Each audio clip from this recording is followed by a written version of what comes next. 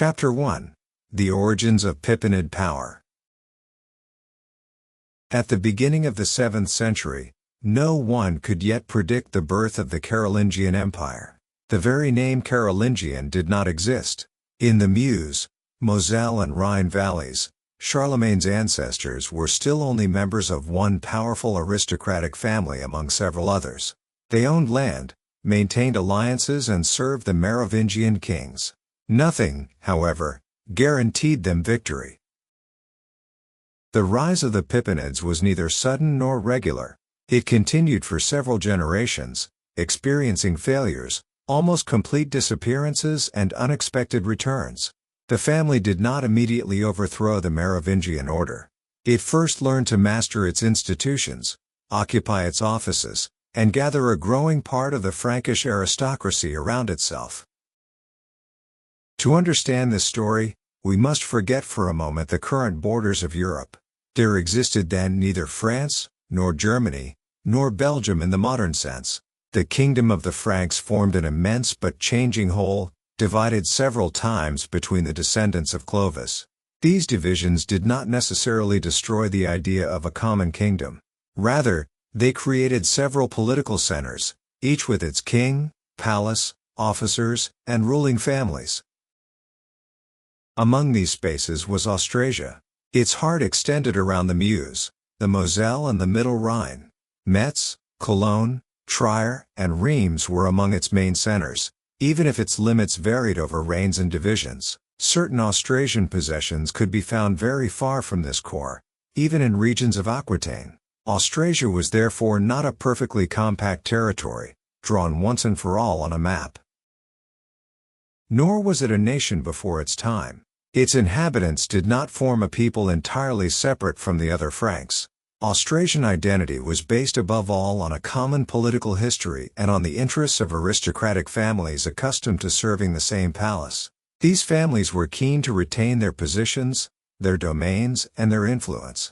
They could support a king, abandon him, or demand that a particular prince come and reside among them.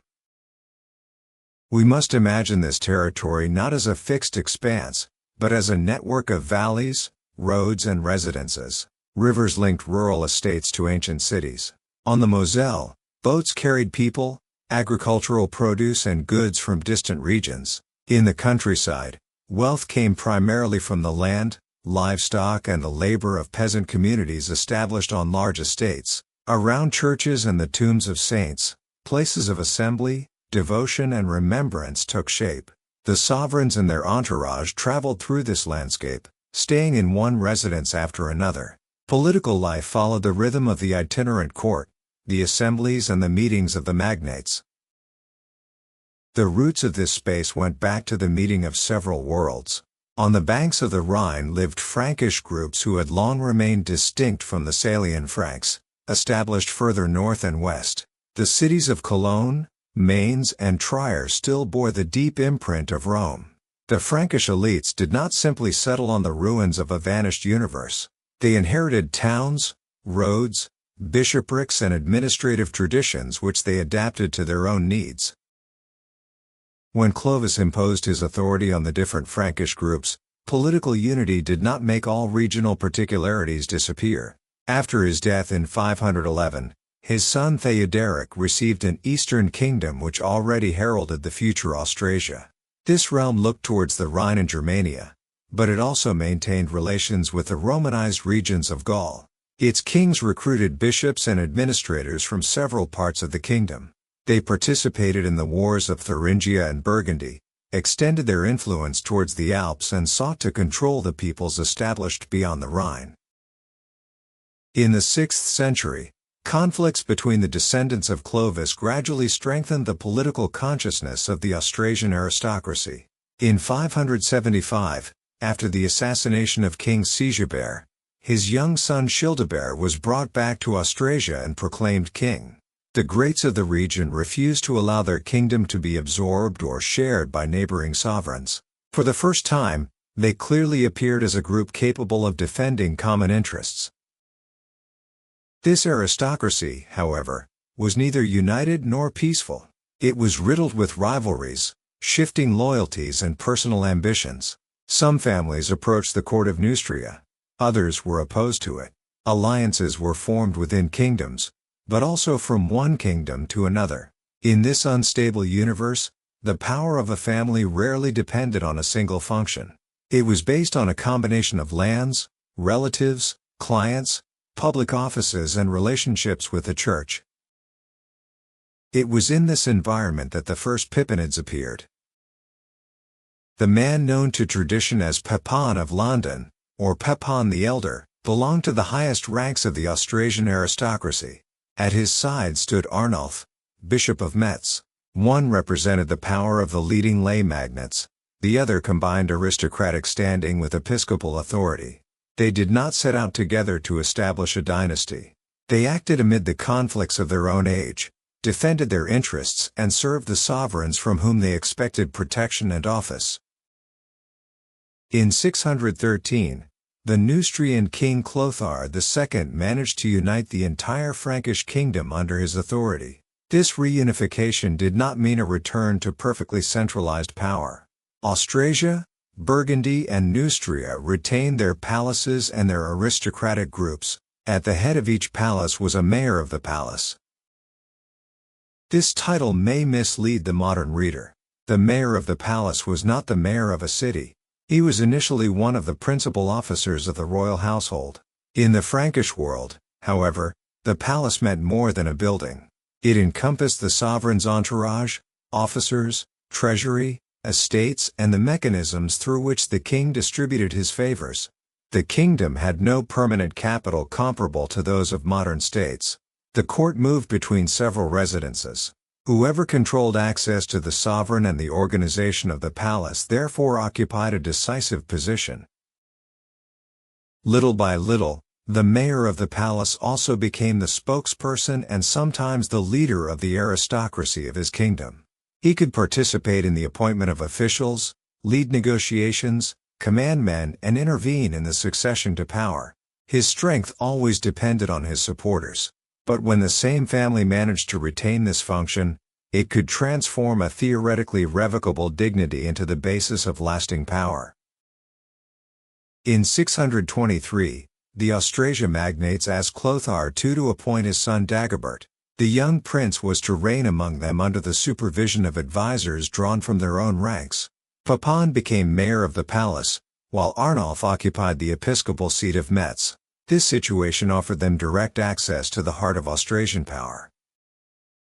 It would be tempting to see this as the calculated start of the conquest of the throne. That would be going too far. Pepin and Arnulf remained the servants of a Merovingian king. Their influence depended on the balance between the sovereign and the magnates. When Dagobert succeeded his father and settled in Neustria, the position of both men weakened. Arnulf retired from political life. Pepin followed the king and remained for some time far from his Austrasian base. This eclipse reveals an essential feature of the age. Aristocratic power could be considerable without being secure. A family might dominate the palace for a few years, then lose its positions and see its rivals take its place. The Pippinids therefore did not follow an uninterrupted path towards kingship. They had to survive several serious reversals. After the death of Dagobert in 639, Pepin returned to Austrasia, but died shortly afterwards. His son Grimoald took several years to defeat his competitors and secure the office of mayor of the palace. He then became one of the most powerful men in the kingdom. The episode that followed remains one of the most obscure in Merovingian history. The available accounts were composed in different political contexts, and their chronology does not always agree. According to the traditional reconstruction, Sigebert III, long deprived of an heir, adopted Grimoald's son. He received the royal name of Childebert. But some time later, Queen Chimchild gave birth to a son, Dagobert. Two potential heirs were now present. When Sigebert died in 656, Grimoald had the young Dagobert tonsured and entrusted him to Dido, Bishop of Poitiers. The child was then sent away from Austrasia, probably to a monastery on the island world. Childebert then ascended the throne. This is traditionally called the Grimoald coup. The expression must nevertheless be used with caution. Childebert's adoption may have been recognized by Sigebert and accepted by part of the Austrasian aristocracy. In the eyes of his contemporaries, his accession was therefore not necessarily an obvious usurpation. Grimoald was eventually captured by his adversaries and taken to Neustria, where he was put to death. Childebert, however, seems to have retained the throne until 661 or 662. The fates of father and son may therefore have been different. Another interpretation invites us to reconsider the entire episode. According to this hypothesis, Childebert was not Grimoald's biological son adopted by Sigebert, but a son of Sigebert entrusted or adopted by the mayor of the palace. Grimoald would therefore not have tried to install his own child in place of the Merovingians. On this reading, he supported one member of the royal family against another. This reading is based on serious arguments.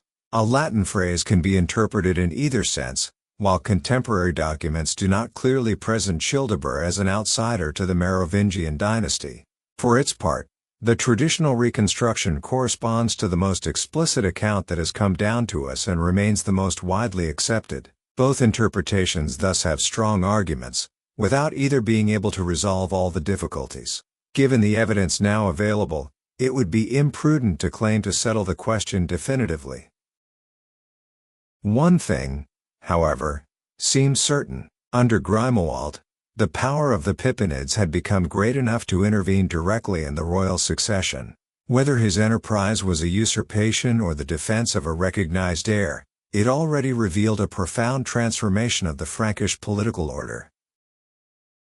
The first Pippinid attempt to approach kingship directly therefore ended in disaster. The male branch descending from Pepin the Elder appeared to have been broken. Another family held the mayoralty of the palace, and the adversaries of the Pippinids regained the advantage. Had we observed the Frankish kingdom in the middle of the 7th century without knowing what came next, nothing would have suggested that Charlemagne's ancestors would one day return to the forefront. However, their power had not completely disappeared. Aristocratic families were not reduced to a succession of men bearing the same name. Marriage alliances could transmit land, rights and loyalties. Bega, daughter of Pepin the Elder, had married Ansigisel, son of Arnulf de Metz. This union brought together the two lineages which had dominated young Dagobert's entourage a few decades earlier. From this marriage was born the family which was to continue the ascent. Its most important representative was Pepin, later called Pepin of Herstal. We should not imagine an heir receiving intact a dynastic power already established. Pepin had to rebuild a position among other aristocratic groups. His domains and his relatives gave him resources, but he still had to convince, fight and gather.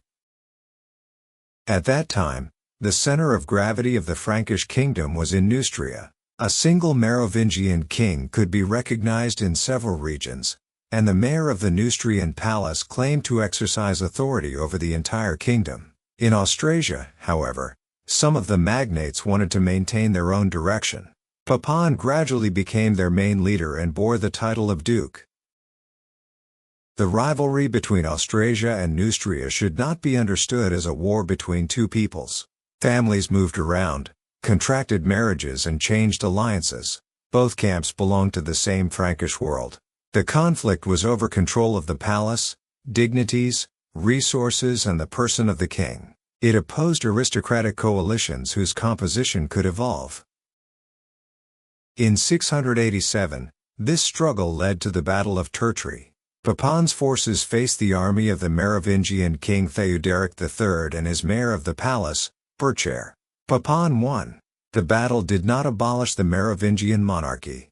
Theuderic retained his title, and the royal court continued to reside mainly in Neustria. But the balance of power had shifted. Pepin now imposed his preeminence on the mayor of the palace in Neustria. He placed relatives in key offices and associated his sons with the government. From his Austrasian base, he also attempted to re-establish Frankish authority over regions that had become more autonomous. He was particularly interested in Friesland, a strategic area for trade in northern Europe and for Christian missionary expansion. The victory of the Pippinids cannot be explained only by their military value. Jean-Charles Picard invites us to take into account the prosperity of Austrasia and its relations with Friesland as well as with the Anglo-Saxon kingdoms. River valleys facilitated travel and trade. Ancient Roman cities provided religious and political centers. Contacts beyond the Rhine opened up other spaces for intervention. But geography alone did not determine history. Other Austrasian families also possessed land and networks. The Pippinids succeeded because they combined several forms of power. They had a substantial patrimony. They held offices that allowed them to distribute favors. They built alliances with bishops and monasteries. They forged advantageous marriages. Finally, they knew how to present themselves as leaders of a regional aristocracy without remaining confined to their region of origin. Their relationship with the church was particularly important, but it should not be described as a simple and immutable alliance. Bishops often belonged to the same aristocratic circles as the lay magnates. Monasteries were places of prayer, memory and culture, but also landowners and centers of influence. By favoring certain religious communities, a family could strengthen its prestige, preserve the memory of its dead and establish links with other elites. The marriage between the descendants of Pepin and those of Arnulf symbolizes this connection. The future power of the Carolingians was never exclusively military, exclusively land or exclusively religious. It resulted from the combination of these resources. Pepin of Herstal governed for almost 3 decades after Tertry. He did not assume the title of king. This restraint does not mean that he lacked authority. The Merovingian monarch retained a distinctive legitimacy inherited from the dynasty of Clovis. He authenticated charters, embodied the continuity of the kingdom and remained necessary to the functioning of the political order. The mayor of the palace could exercise immense power without immediately abolishing the royal office. The distinction between real power and symbolic power, often used to describe the end of the Merovingians, must however be handled with caution. Kings were not always mere puppets, and palace mayors were not yet monarchs in disguise. The government was based on continuous negotiation between the royal dynasty, the palace, the bishops and the magnates. The Pippinids became masters of this system before thinking of openly transforming it. The success also had a paradoxical effect on Austrasia. As the Pippinids expanded their influence, the families who followed them obtained offices and lands in other regions. They sometimes left their original space. Austrasian authorities spread to Neustria, Germania, and later, Italy. According to the beautiful formula that emerges from Picard's analysis, Austrasia ends up in some way absorbing part of Europe, then dissolving into the imperial space that it had helped to create. However, when we recount this rise today, we must take into account the way in which the Carolingians themselves organized the memory of their past. Among the texts studied by historians are the Annales Maximiniani. Florence Close has shown that this brief work does not constitute a simple neutral list of events. Its compiler selected and reorganized elements borrowed from several traditions. He constructed a history which began around 710, with the exploits of Pepin of Herstal, then took the reader up to the reign of Charlemagne. The first great ancestor appears there as a victorious prince who led numerous wars against several peoples. The story mainly remembers the victories, the conquests, the religious events and the decisive moments of the relationship between the Franks and the papacy. Hesitations, defeats and abandoned possibilities take up much less space. This selection produces an impression of continuity. Pepin of Herstal, Charles Martel, Pepin the Short and Charlemagne seem to belong to successive stages of the same triumphal march. The alliance with Rome seems to herald the imperial restoration of the year 800. A complex family history becomes the history of a people led by a dynasty. These annals should therefore not be read as the immediate testimony of an observer who witnessed the beginnings of the Pippinids. Above all, they tell us about the way in which their rise was understood and recounted after their victory. Carolingian authors already knew the outcome. They knew that Pepin the Short had obtained kingship and that Charlemagne had received the imperial crown. By looking to the past, They could transform an uncertain succession of alliances, crises and battles into an almost natural path to empire. For the men of the 7th century, nothing was natural. Grimoald had failed. His branch had been eliminated. Pepin of Herstal had to rebuild the family's power. Even after Tertry, his authority depended on a fragile balance among his kinsmen, followers and regional aristocracies. This fragility became fully apparent at the end of his life. Pepin had associated several members of his family with the government, but his legitimate sons died before him. His wife Plectrude then sought to preserve power for the benefit of her still young grandsons. She controlled extensive estates, a treasury, and formidable alliances. However, rival ambitions immediately re-emerged.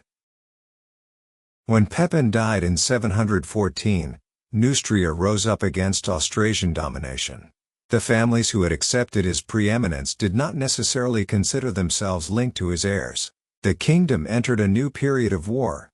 The work of several generations seemed as if it could disappear in a few months. Another son of Pepin then found himself excluded from the division of the inheritance. Born from his union with Alpeda, he was not one of the heirs chosen by Plectrude. He was imprisoned in Cologne, while the coalition built by his father began to unravel. This man's name was Charles. He was not king. He did not yet have the nickname Martel by which the following centuries were to know him. He was only one of the contenders engaged in a struggle whose outcome remained uncertain. However, it was he who would take over the Pippinid heritage, defeat his adversaries and give the family's power a new dimension. The history of the Pippinids began with mastery of the palace and alliances among the Austrasian aristocracy. With Charles, that history would enter an age of great military campaigns. The road to kingship, and then to empire, was still long. Yet it could no longer be closed. Chapter 2. Charles Martel, Defender of Christian Europe. In the previous chapter, we saw how the Pippinids had emerged from the circle of the great Austrasian families to become the arbiters of the Frankish kingdom. Their rise was based on estates, alliances, marriages and the loyalty of many aristocrats. At the end of the 7th century, Pepin of Herstal gave it a new dimension. After his victory at Tertry in 687, he had extended his influence well beyond Austrasia and governed the Frankish kingdoms under the nominal authority of the Merovingian kings. But this construction remained fragile, because it depended on a man, his relatives and the loyalties he maintained. In a great Frankish family, succession also determined who would control the palaces, treasures and armies. The death of the leader could therefore transform a seemingly solid power into a battlefield. From his marriage to Plectrude, Pepin had two sons, Drogo and Grimoald, early associated with the government. Drogo had received the Duchy of Champagne. Grimoald had become mayor of the palace in Neustria. But Drogo died around 708, and Grimoald was assassinated in 714. Their branch only had young descendants, notably Theudebald, son of Grimoald. From another union with Alpeda were born Charles and Childebrand. The texts poorly define the exact status of this union, to which our modern categories of legitimacy apply with difficulty. Charles fully belonged to the Pippinid world, but he was not at the center of the inheritance project defended by Plectrude. When Pepin died in December 714, Plectrude therefore attempted to retain power in the name of his grandson Theodald. She controlled the family treasury, vast estates and a broad network of aristocratic supporters. In Cologne, she imprisoned Charles, her most dangerous rival. The future victor of Poitiers thus entered history not as an undisputed leader, but as an excluded prince and a prisoner of his own family. At the same time, Neustria rose. The great ones who had accepted the domination of Pepin did not consider themselves obliged to obey a child imposed from Austrasia. They chose Ragenfred as mayor of the palace and gathered around the Merovingian king Chilperic II. The Frankish kingdom thus entered into a new civil war. The names Austrasia and Neustria reappeared, but it was still not a conflict between two peoples. Aristocrats sought to control the palace, the treasury, the offices, and the person of the king. Alliances remained fragile. A victorious leader could attract followers.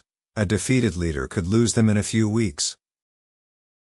Charles managed to escape from his captivity. The exact circumstances of his escape escape us, but his freedom transformed the conflict. A part of the Austrasian aristocracy recognized in him a leader capable of defending their interests. However, his first fights were not all victorious. Near Cologne, in 716, he suffered a setback against the Neustrians and their Frisian allies. This defeat could have ended his business. It only revealed the difficulty of the task. Charles fell back, gathered his men and chose his terrain better. Shortly after, he surprised his adversaries near Ambleff. The following year, at Vinci, he won a more decisive victory.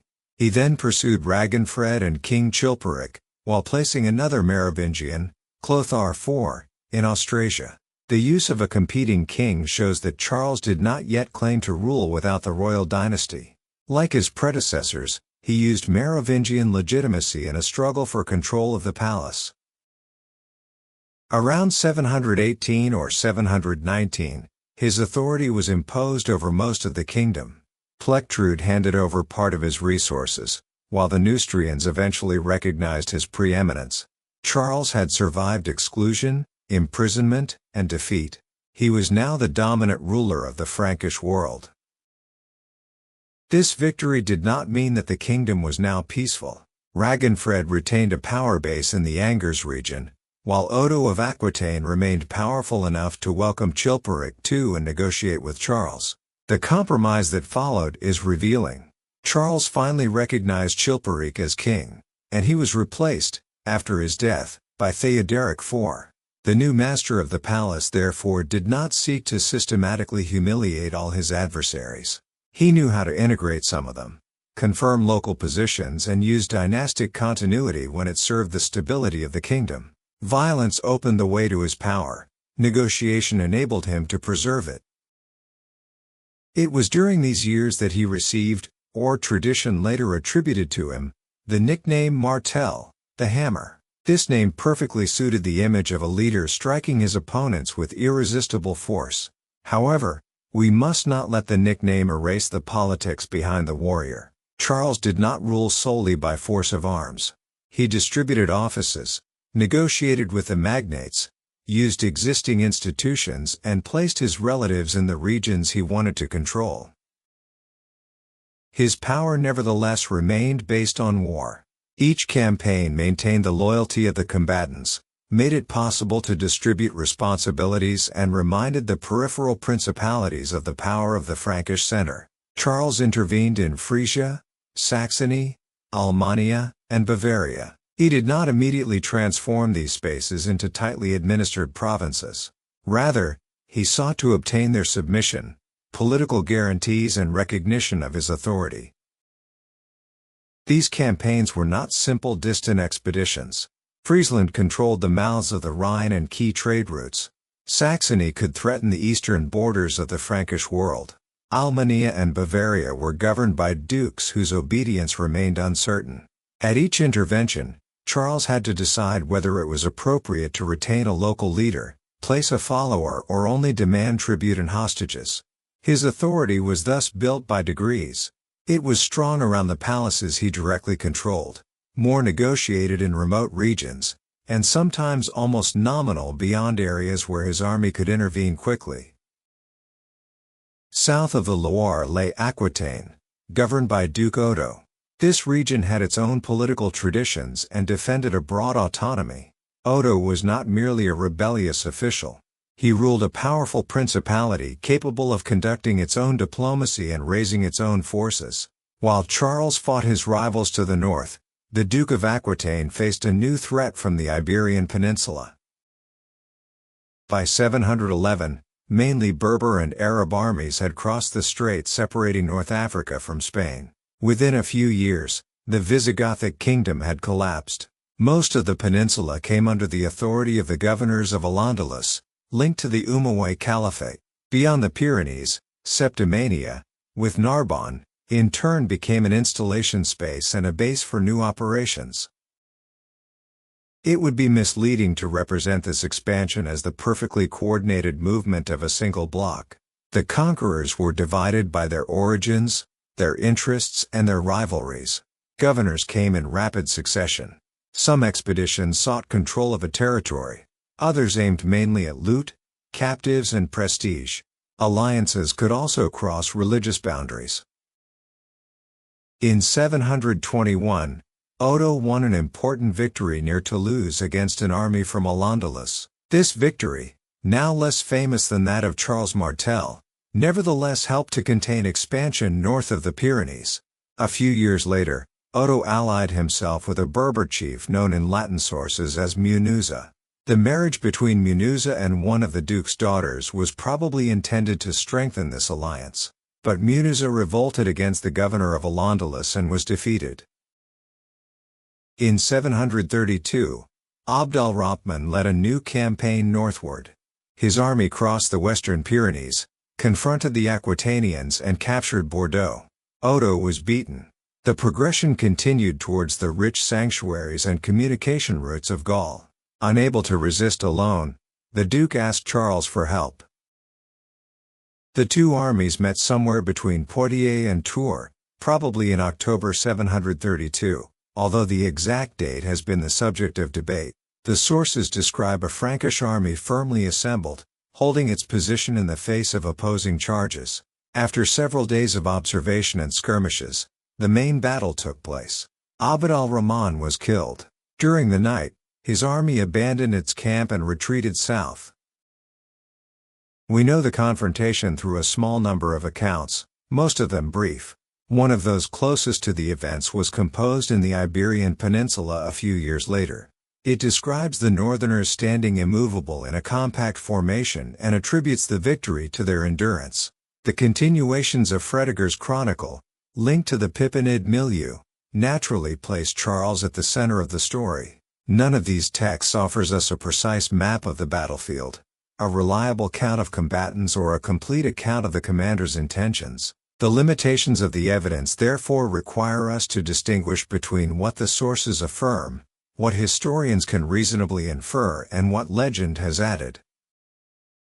The victory was real. It considerably strengthened Charles's prestige and confirmed his ability to mobilize forces beyond his former Austrasian base. It also protected the regions farther north from this particular expedition. But what exactly did it mean for European history? For centuries, the answer seemed obvious. Charles Martel would have saved Western Christianity from a Muslim conquest. In Poitiers, two civilizations would have clashed, and the destiny of an entire continent would have depended on a single day. This reading gave Charles the figure of the defender of Christian Europe. This image was not created all at once. Carolingian chroniclers valued the family's victories, but the battle did not always retain the immense place it occupies in certain modern stories. At other times, it was mainly historians, writers, and political leaders who transformed Poitiers into a symbolic border between Europe and Islam. The figure of Charles could then serve very different discourses: celebration of the monarchy, construction of a national memory, religious defense, or affirmation of a European identity. The event of 732 thus became inseparable from the subsequent uses which were made of it. Contemporary historians are much more cautious. There is no evidence that Abd al-Rahman's army had the immediate objective of conquering all of Gaul, much less all of Europe. The search for loot and the attack on wealthy centers seem to have played an essential role. The defeat did not put an end to the Muslim presence north of the Pyrenees.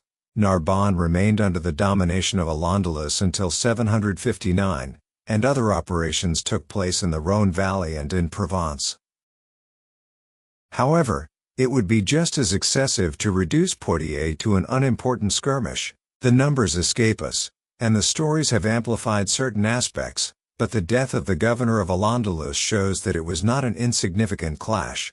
The battle stopped a major campaign, temporarily protected Aquitaine, and gave Charles exceptional military prestige. Its significance was therefore political and strategic, even if its transformation into a decisive battle for the survival of Europe belongs mainly to a later memory. The title of Defender of Christianity requires the same caution. Charles was a Christian. He protected missionaries, maintained relations with monasteries, and was considered by the papacy as a power capable of acting in Italy. But he did not wage his wars according to a simple opposition between Christians and Muslims. His main adversaries were for a long time other Frankish leaders, also Christians. After Poitiers, he also fought Christian princes and aristocrats in Burgundy, Aquitaine, and Provence.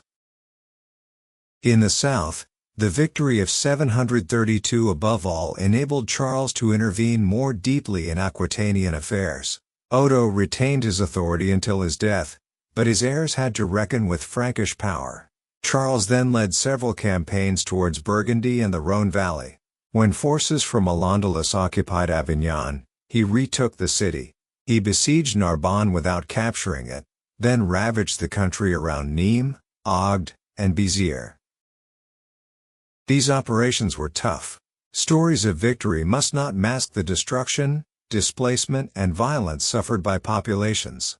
To impose his authority, Charles installed his followers, replaced certain officials, and redistributed resources. In several regions, the arrival of his men could appear as much as a Frankish conquest as a protection against the armies of Al-Andalus. This policy led to one of the oldest debates regarding his reign. Did Charles Martel rob the church to finance his army? Medieval tradition was sometimes extremely hostile to him. Late accounts claimed that he had taken property from churches and monasteries to give to his warriors. One legend went so far as to show him condemned to the torments of hell. In this ecclesiastical memory, the winner of Poitiers became a brutal prince, guilty of having transformed sacred properties into military rewards. In the 19th century, Auguste Arthur Buneau examined this accusation at length. He highlighted the relative silence of the sources closest to the reign and showed that several hostile accounts were late, contradictory, or linked to churches whose bishops had politically opposed Charles. He also recalled that the mayor of the palace had protected certain missionaries and favored several religious establishments. His government could therefore not be presented as a general and systematic persecution of the church. This defense remains useful, but it does not allow us to conclude that all secularization would be a pure invention. During periods of war, ecclesiastical property came under the control of laypeople.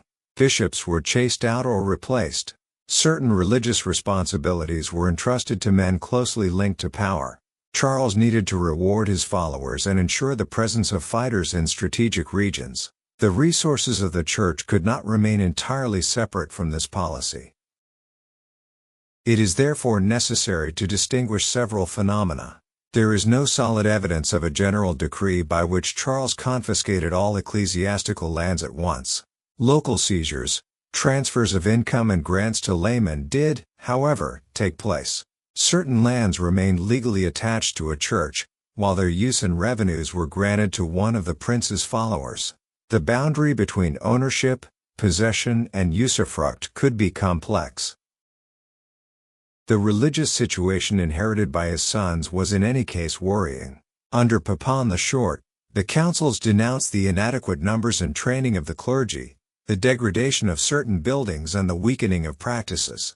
Jean Chelany's study on Sunday practice shows the efforts undertaken to reorganize the Christian life of the laity, recalling Sunday rest, encouraging attendance at Mass, restoring churches, and clarifying the role of priests. These reforms mainly belong to the following reign, but they shed light on the disorders accumulated during the preceding decades. Ordinary religious life was far removed from the grand images of battle and conversion. For most inhabitants, Christianity was experienced in the local church, to the rhythm of Sundays, feast days, baptisms, weddings, and burials. Regular attendance at Mass did not necessarily imply frequent communion. Many communities depended on a small number of priests, some of them poorly trained. Restoring the Frankish church therefore meant much more than returning a few estates to a monastery. It required rebuilding an institutional framework, restating religious obligations, improving clerical training, and bringing episcopal prescriptions closer to the actual practices of the population. However, it would be unfair to attribute all these disorders to a single man. The difficulties of the Frankish Church date back to the 7th century. Civil wars, the influence of aristocratic families on episcopal seats, and the dispersion of authorities had preceded Charles. His government reinforced certain tendencies, corrected others, and left his sons with an ambiguous situation. Charles's relationship with the missionaries provides a good example of this. Boniface, active in the Germanic regions, benefited from his protection. Without the support of Frankish power, missionary activity and the creation of new ecclesiastical structures would have been much more difficult. Charles could therefore use church assets in one place, remove a hostile bishop in another, and support Christian expansion elsewhere. These actions did not form a perfectly coherent religious program. They responded to the changing demands of government. His relations with Rome were also important. Pope Gregory III, threatened in Italy by the Lombard power, sought the support of the Frankish prince. In 739, he sent him envoys and presents. Charles did not launch an expedition to defend Rome. He maintained good relations with the Lombards and had even benefited from their help in his southern campaigns. But the papal appeal already revealed a major shift. The Pope was beginning to look beyond the Byzantine Empire and consider the Pippinids as possible protectors. Charles therefore found himself in a unique position. He was not a king, yet sovereigns and popes sought his alliance. After the death of King Theodoric IV in 737, he did not immediately install a new Merovingian. During the last years of his life, the Frankish kingdom was governed without a king. Charles, however, did not take the crown. Perhaps he did not need it. Perhaps an open rupture would still have been too dangerous. His personal power was sufficient to maintain the order he had built. His family was also part of this political order. From his union with Gertrude were born Carloman and Pepin, the two sons destined to inherit most of his power.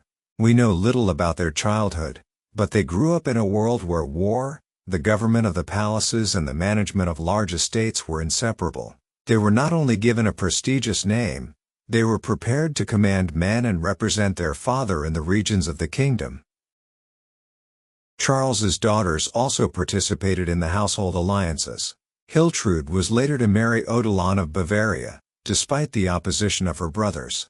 This marriage reminds us that the women of the aristocracy were not simple silhouettes in genealogies. Through their birth, their unions, and the networks they maintained, they could bring two families closer together, but also create rivalries that were difficult to control. After the death of Gertrude, Charles married Swanachild, from the powerful Bavarian family of Agilolfings. This union was probably part of the complex relations he had with Bavaria. A son was born, Grifo. His presence complicated the succession. He belonged to the house of Charles and could therefore claim a share of the inheritance, but he was younger than Carloman and Pepin and relied on other family ties. Charles had other children, whose positions were less central. This large family constituted a resource, because it made it possible to multiply alliances and relays of authority. It also represented a permanent risk. Each son could become the center of a faction of supporters. Each division could open a quarrel. Charles, who had begun his career as a discarded heir, knew better than anyone that a poorly settled succession could destroy his life's work in just a few months. When he died in October 741, he shared his responsibilities between his sons Carloman and Pepin. Grifo, born from another union, also received land, but was quickly pushed aside by his brothers. The division recalled the ancient practices of the Frankish world, while revealing a decisive evolution. It was no longer just a family heritage that was transmitted, but the effective government of several kingdoms. Charles Martel had never held the title of king. He never founded the empire, nor did he single-handedly create Christian Europe. The Battle of Poitiers did not end every Muslim presence in Gaul, and his policy towards the Church cannot be reduced either to wholesale persecution or to disinterested protection. His true importance lies elsewhere. He saved the Pippanid heritage at a time when it seemed doomed. He re-established the authority of his family over Austrasia and Neustria, extended his influence towards Germany and the south, and made the mayor of the palace a prince from whom even the Pope might seek aid. He transformed a still fragile domination into power that his heirs could inherit. In this sense, his reign marks less the sudden birth of a new world than the moment when several developments became irreversible. The Merovingian palace remained, but the family that controlled it could now transmit its power, lead the armies alone, and speak in the name of almost the entire Frankish kingdom. The defender of Christian Europe belongs partly to legend. The warlord, negotiator, distributor of lands and selective protector of churches belongs more firmly to history. The two images are not entirely incompatible, but neither should they be confused. When Charles died, his sons inherited greater power than he had received. They would have to restore religious order, contain regional revolts, and decide how far the authority of a family that still governed in the name of the Merovingians could go. A few years later, one of them would ask a simple but formidable question: should we call the one who bore the title king, or the one who actually exercised power? This man was Pepin the Short, and with him, the history of the Pippinids would enter a new era. Chapter 3: A Change of Dynasty. Pepin the Short, the first Carolingian king.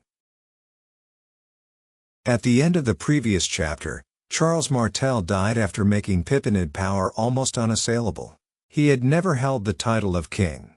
However, he had commanded the armies, negotiated with the dukes, protected missionaries, and received the Pope's envoys. When Theoderic IV died in 737, Charles even governed for several years without appointing a Merovingian successor. The old kingship therefore survived, but it seemed suspended above a political reality in which power had moved elsewhere. The death of Charles in October 741 did not resolve this contradiction. On the contrary, it opened a new period of uncertainty. His political inheritance was divided chiefly between Carloman and Pepin, the sons of Ertrud. Carloman received Austrasia, Almania, and Thuringia. Pepin obtained Neustria, Burgundy, and Provence. Their half-brother Grifo, son of Swanachild, could also claim a share. He was soon locked up, while his mother was relegated to a monastery. This family conflict recalled the beginnings of Charles Martel. He too had been sidelined and imprisoned before overthrowing those who claimed to govern without him. Carloman and Pepin therefore knew that an excluded brother could become the center of all opposition. Grifo actually had to escape, seek allies in Saxony, then in Bavaria, and contest for years the order established by his brothers. The succession of 741 was not only the division of the inheritance, it tested the cohesion of the entire Frankish kingdom. Revolts broke out almost immediately. The Aquitanians, Alemanni, Bavarians, and Saxons tried to take advantage of Charles's death. Carloman and Pepin initially acted together. They led campaigns, re-established their authority, and showed that Pippinid power no longer rested on a single man. Yet their situation remained delicate. They exercised power without being kings, and since 737 no Merovingian had lent their government the appearance of continuity. In 743, the two brothers placed Childeric III on the throne. We do not know his precise origins. Carolingian texts present him as the last representative of an exhausted dynasty, but they take little interest in his person. His return, however, reveals an essential reality. Despite their strength, the sons of Charles Martel still considered it useful to have a Merovingian king. His name appeared in charters, his reign made it possible to date the decisions, and his presence placed the government within an ancient tradition of legitimacy. The Frankish kingdom did not have a capital in the modern sense. Power moved with the sovereign, his family, his officers, his archives, and his treasury. Palaces were residences, resource centers, places of justice, and political stages. The great ones were received there, the campaigns were prepared there, and the donations were confirmed there. The word Palladium could designate a building, but also the government environment and the authority manifested there. This mobility responded to very concrete needs. A large court could not remain in the same place indefinitely without exhausting the available resources. It moved from one area to another, consuming the royalties and products accumulated for its maintenance. The trip also allowed the sovereign to show himself, listen to complaints and remind regional aristocracies of his presence. The roads, the seasons and the major religious festivals thus gave a rhythm to the government. A palace was not a miniature capital, but a point in a network that royal itinerancy made alive. The study of the palatial system thus shows that the Pippinids did not take over a perfectly organized central apparatus. They gradually took control of a network of residences, estates and loyalties. Charles Martel, and then Pepin, even applied the vocabulary of the palace to some of their own residences. This shift in language accompanied the movement of power. Before taking the crown, the Pippinids already occupied the places from which they governed, administered justice and distributed favors. Childeric III was therefore not necessarily locked into total inaction, as certain late images of the lazy king suggest, but his margin of decision was extremely limited. The mayor of the palace controlled the men and resources that allowed the government to act. The question was no longer simply who bore the royal title. The question was how long such a visible separation could last between dignity and the real exercise of authority. The first years of the government of the two brothers were also marked by a reorganization of the Frankish Church. Wars, the influence of aristocratic families over bishoprics and transfers of ecclesiastical property had weakened discipline. Carloman convened the German Council in 742 or 743, with the help of Boniface. Pepin in turn called assemblies in Neustria. It was necessary to restore the hierarchy, monitor the priests, combat certain practices considered pagan and recall the obligations of Christian communities. These reforms were not independent of politics. Reorganizing the dioceses and bringing together the councils also allowed the princes to better supervise the regions they dominated. Boniface sought the protection of the Pippinids to carry out his mission. The Pippinids found in religious reform a language of order and legitimacy. The alliance nevertheless remained complex. The interests of the missionary, the Frankish bishops, Rome and the two brothers did not always coincide. In Almería, the restoration of authority took a much more brutal form. In 746, Carloman brought together the main Alemanni chiefs in Kronstadt. The episode, known from brief and oriented sources, is often presented as a massacre or a collective execution. In any case, it broke a large part of the aristocratic autonomy of the region. The order that the Pippinids claimed to restore was based on councils, oaths, and armed force. Then, in 747, Carloman suddenly abandoned government. He went to Rome before retiring to monastic life, first to Mount Soracte, then to Monte Cassino. The reasons for this decision remain debated.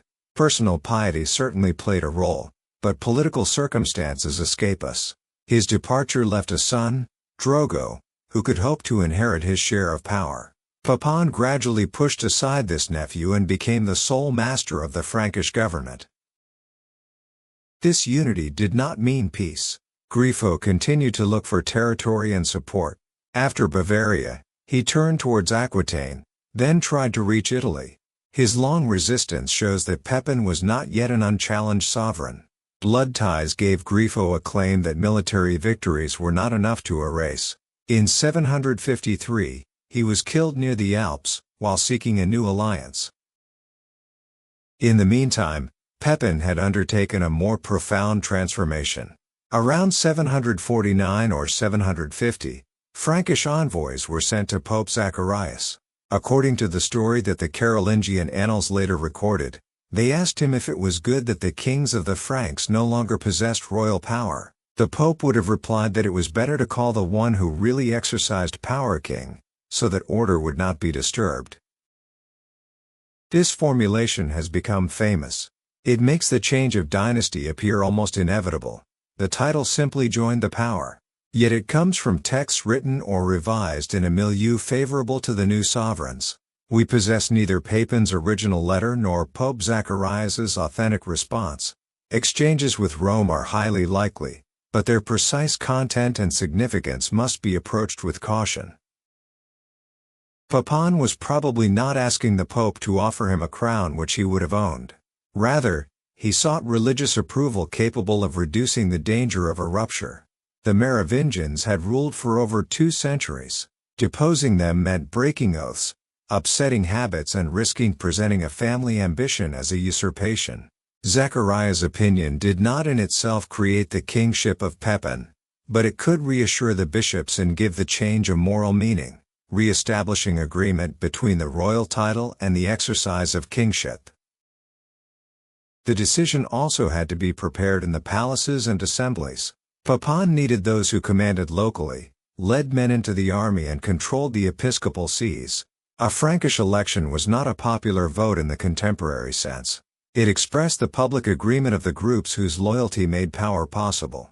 Acclamations, oaths and ceremonial gestures gave visible form to a consensus forged beforehand. Behind the simplicity of the official story were undoubtedly long negotiations, promises and resistance that the victorious sources have almost entirely erased.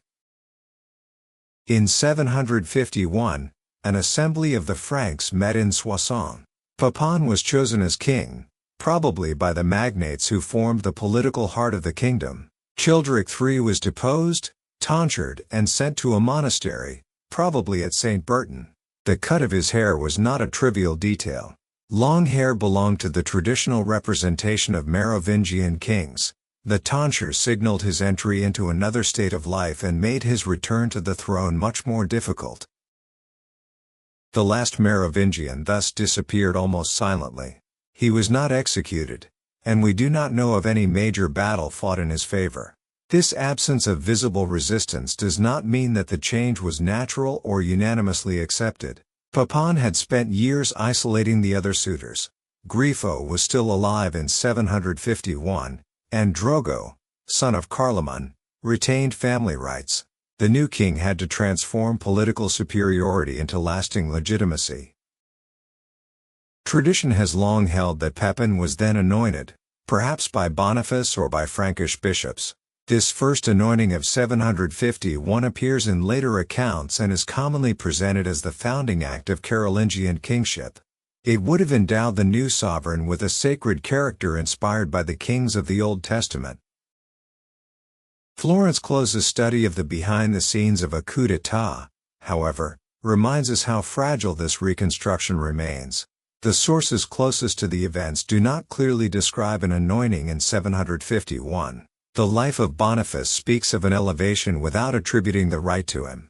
Several texts that recount the dynastic change were composed after 754, when the idea of an anointed kingship had acquired new importance. Some historians maintain that an anointing remains plausible. Others believe that it probably did not take place. We can therefore retain 2 levels of certainty.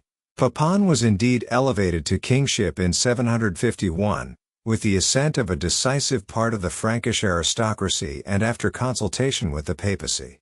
On the other hand, the exact right of this elevation escapes us. Talk of a coronation in 751 remains possible, but not assured. The papal coronation of 754 is much better attested.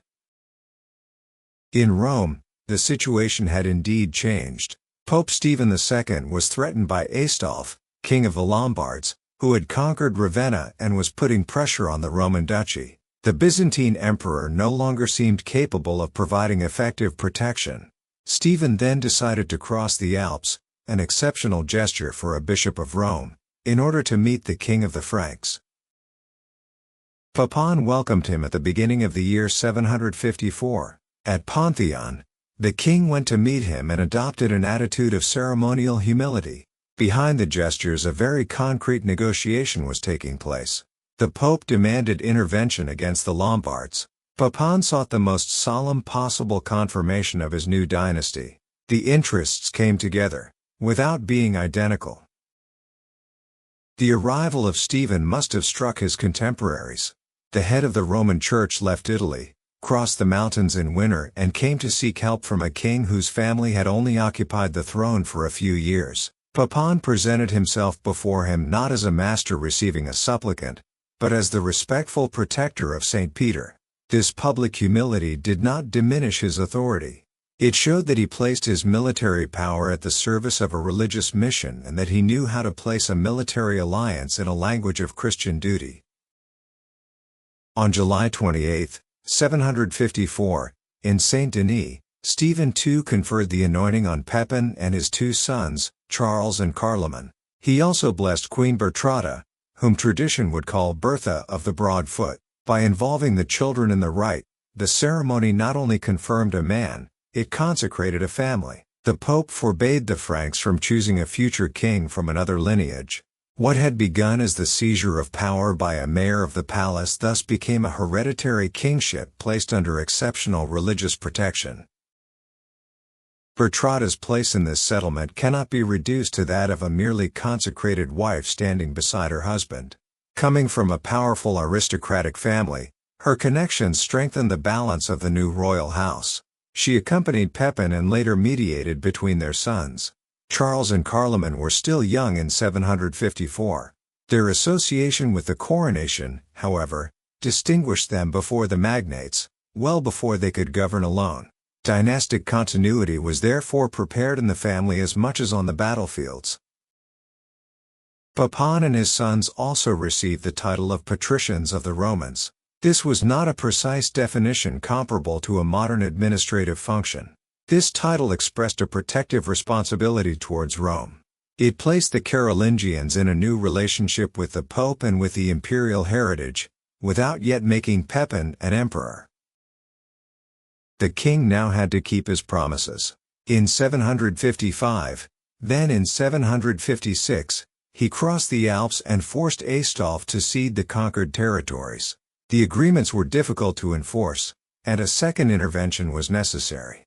Pepin handed over to St. Peter, that is to say to the Roman Church, rights over Ravenna and several cities of the former Exarchate. This set of decisions, often referred to as the donation of Pepin, helped form the territorial basis of papal power in Italy. The alliance between the Franks and Rome was therefore not a simple spiritual declaration. It transformed the political balance of the West. The Pope obtained a protector capable of military action. Pepin received a consecration that no mayor of the palace had possessed. The Emperor of Constantinople saw part of his former territories come under another protection. As for the Lombards, they discovered that a Frankish army could intervene on a lasting basis south of the Alps. However, Pepin's reign was not limited to Rome and Italy. In the north and east, he continued the policy of control led by his father. He fought the Saxons and intervened in Bavarian affairs. In 759, he retook Narbonne, which had remained under Muslim rule for several decades. The conquest was facilitated by agreements with local Gothic elites, a sign that victory depended as much on negotiations as on sieges. The longest war was waged against the Aquitaine of Duke Waiofar.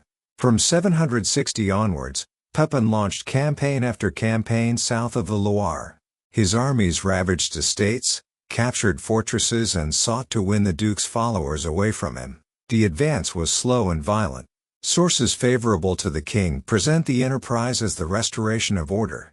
Seen from Aquitaine, it looked like a Frankish conquest. For the inhabitants, this war could not be reduced to a succession of dates.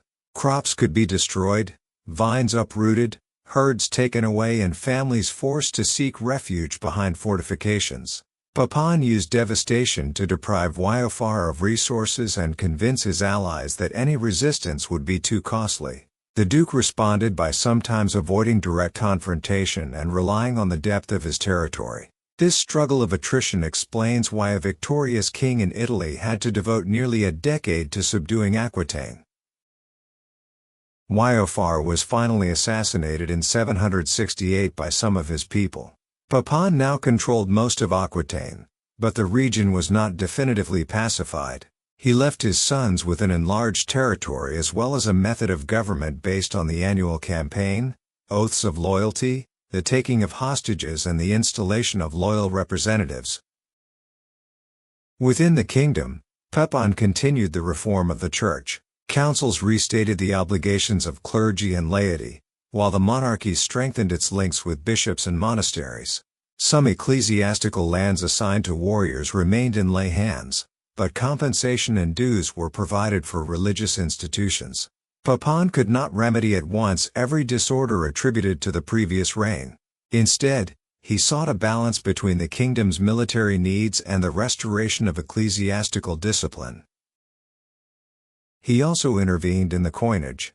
A reform associated the silver denarius more clearly with royal authority and reduced the diversity of issues. We should not imagine an economy entirely controlled from a central office. Even so, minting coins, convening assemblies and traveling between palaces were all ways of making kingship visible. The king did not exist by title alone. His authority had to be recognized in the acts, judgments, exchanges and movements of his court. The nickname Brief appears late and its exact meaning is not certain. Tradition has made him a man of small stature, sometimes capable of feats intended to prove his strength. These anecdotes belong mainly to legend. Contemporaries first saw in Pepin the king of the Franks, son of Charles, husband of Bertrada and father of 2 heirs. His appearance mattered less than his ability to have a dynastic novelty accepted as a return to order. Pepin died on September 24, 768 in Saint-Denis, where he was buried near the sanctuary that he had particularly favored. According to Frankish custom, the kingdom was divided between his sons Charles and Carloman. The new dynasty had won its victory, but it immediately found the familiar danger of successions. 2 brothers, 2 courts and 2 groups of faithful would have to govern the same heritage. The change of 751 was therefore neither a formality nor a sudden miracle. It was the culmination of several generations of conquests, alliances, and control of palaces. The consultation of Zacharias, the assembly of Soissons and the deposition of Childeric gave a political form to this development. The certain anointing of 754 and the alliance with Stephen II then gave it a religious and international dimension. Pepin was the first Carolingian king, but he still reigned in a world deeply marked by Merovingian practices. He circulated between the palaces, divided the kingdom between his heirs and governed with the magnates. The new order did not destroy the old, it transformed it from within. The Carolingians occupied the places, offices and networks of their predecessors, then they gave them a new language of legitimacy. When Pepin died, there was no guarantee that his work would survive the rivalry of his sons. However, one of them would soon reunite the inheritance, push the conquest well beyond his father's borders and give the Carolingian name an imperial dimension. This son's name was Charles. History was to remember him under another name, Charlemagne. Chapter 4: Charlemagne and the Expansion of the Frankish World. At the end of the previous chapter, Pepin the Short died in Saint-Denis, in September 768. The first Carolingian king left his sons a new monarchy, recognized by the Pope, but a kingdom shared according to a much older custom. Charles received a vast realm stretching from Aquitaine to part of Austrasia. Carloman governed territories arranged between those of his brother, from Burgundy to Alemannia. This geography complicated any joint action and gave each military decision a family dimension. The 2 brothers had been consecrated together in 754. Both could therefore present themselves as legitimate heirs. However, their understanding quickly became difficult. Their courts gathered different followers, their advisors defended sometimes opposing interests, and their mother Bertrada tried to preserve a fragile balance. The new dynasty, barely established, risked experiencing the same divisions which had so often weakened the Frankish families. The first great test came from Aquitaine. Pepin's death had encouraged new resistance. Charles led a campaign in 769, while Carloman refused to provide the expected aid. Charles nevertheless re-established his authority and had the fortress of Fronsac built, near the Dordogne. From the beginning of his reign, He demonstrated a method that he often had to repeat: advancing with an army, obtaining submissions, establishing strongholds, and entrusting the territory to loyal men. In December 771, Carloman died suddenly. He left a widow, Gerberga, and young sons. Instead of defending their rights, some of the magnates recognized Charles.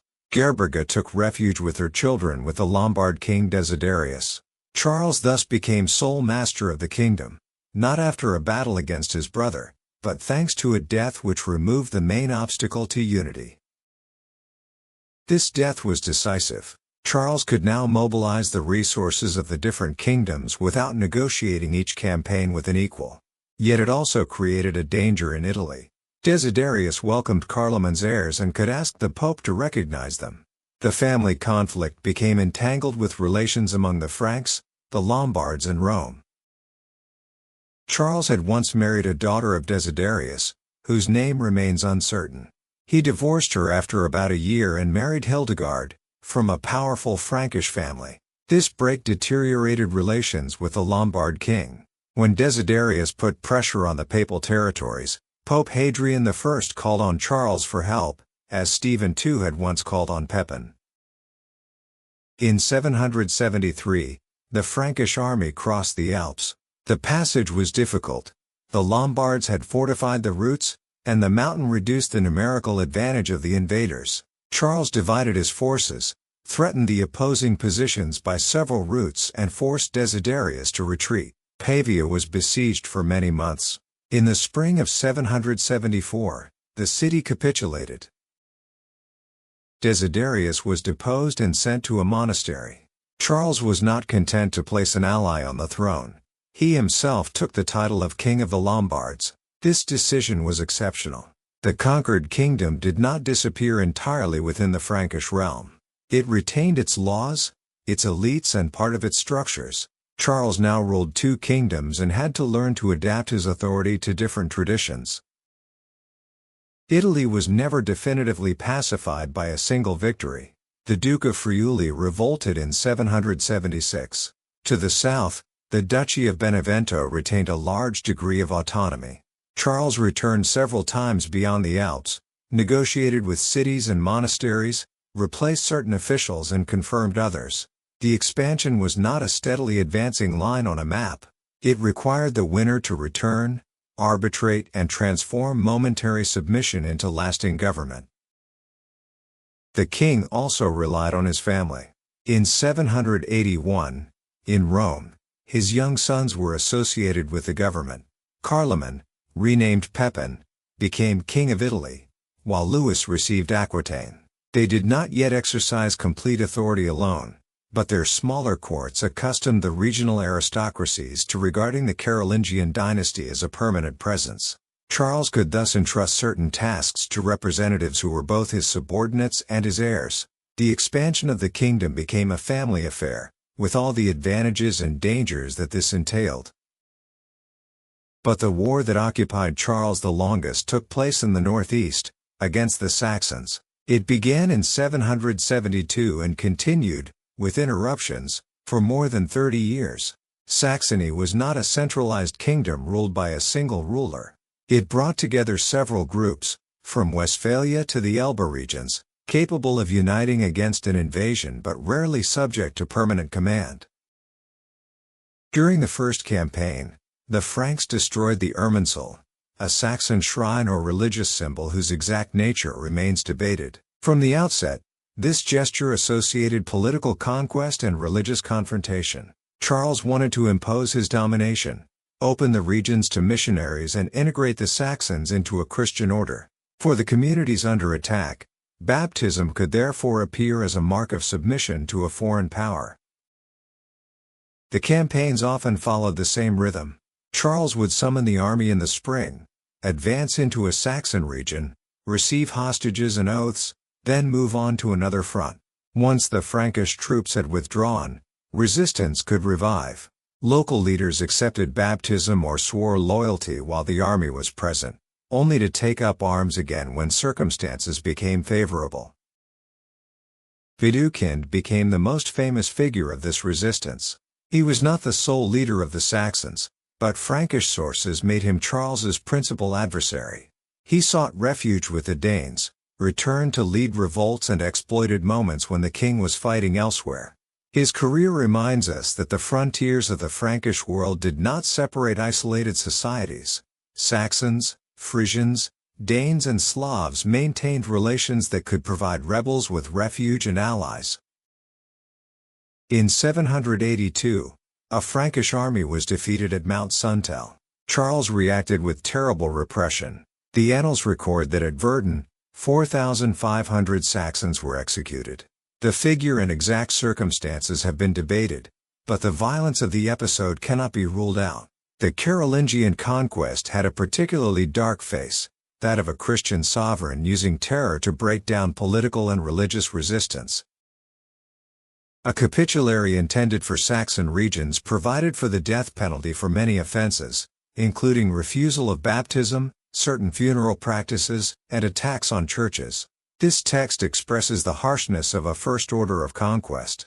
It may not describe the daily application of each sentence, but it shows how far those in power wanted to go to transform Saxon society.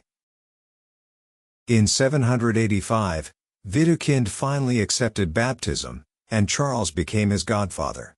The ceremony made it possible to present reconciliation as a personal conversion and an entry into the king's loyalty. However, it did not put an end to the revolts. In the following years, the Franks carried out forced population movements and settled Saxons in other regions of the kingdom. Resistance was only really broken at the beginning of the 9th century. Carolingian policy nevertheless evolved. In 797, a new Saxon capitulary partly replaced the logic of extreme punishments with procedures, fines and closer cooperation with local elites. This change did not remove either Frankish domination or the memory of the massacres. It reflected an experience acquired during 25 years of war.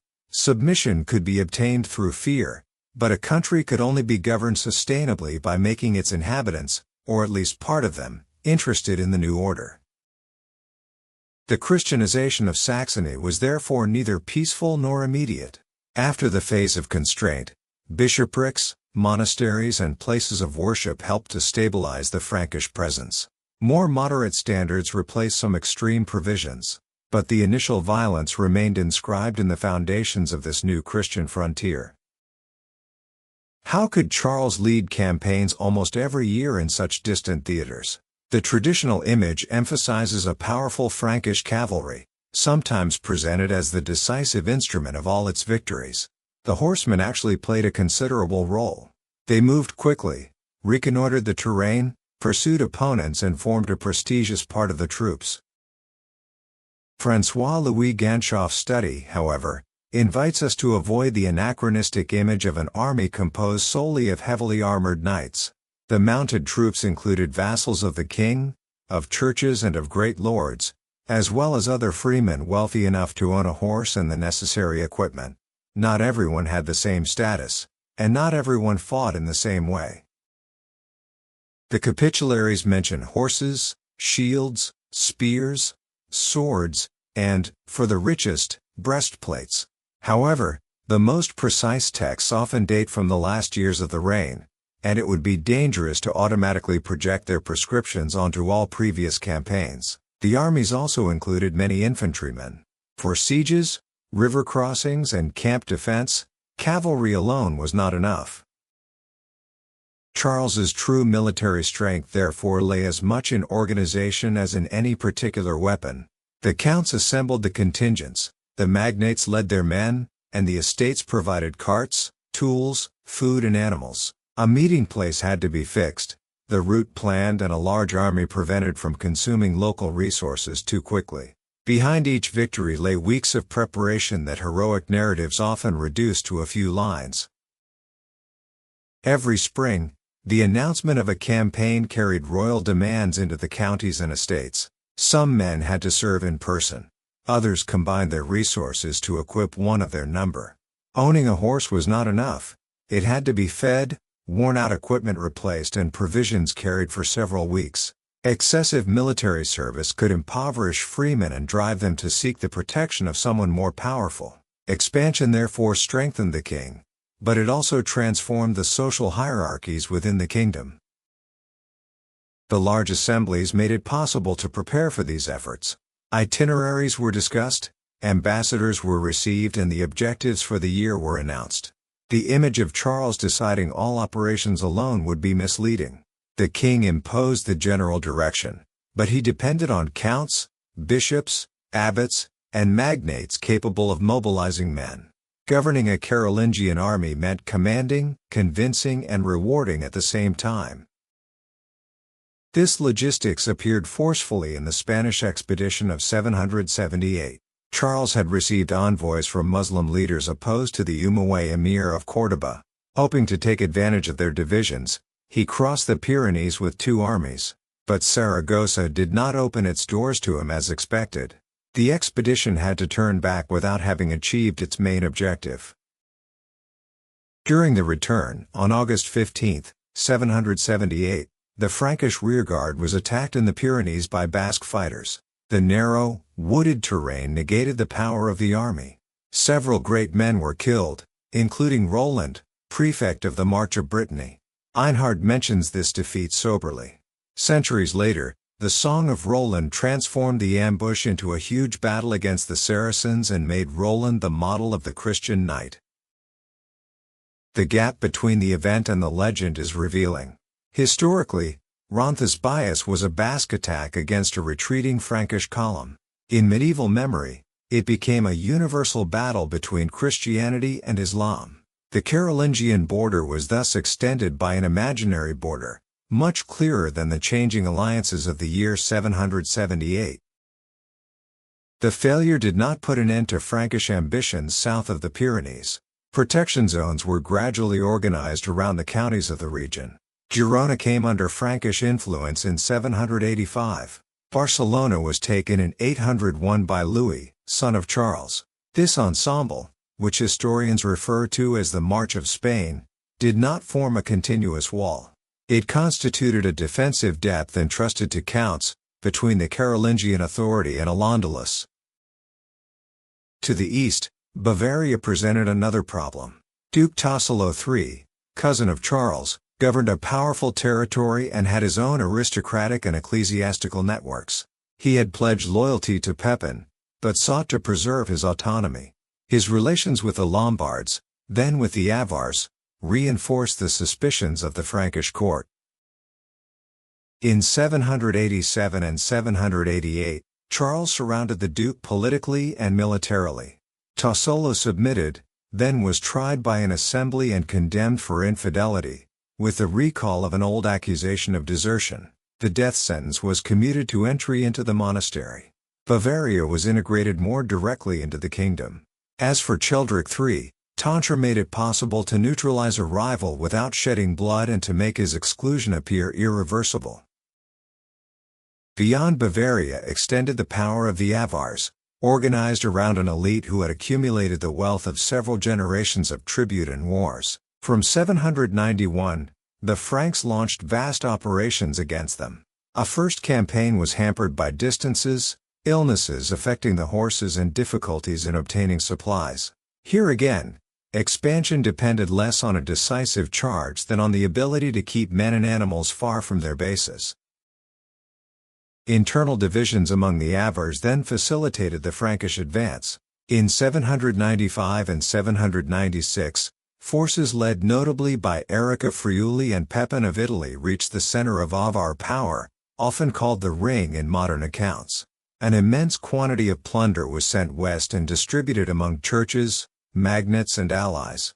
This wealth enhanced Charles's prestige as Avar power collapsed.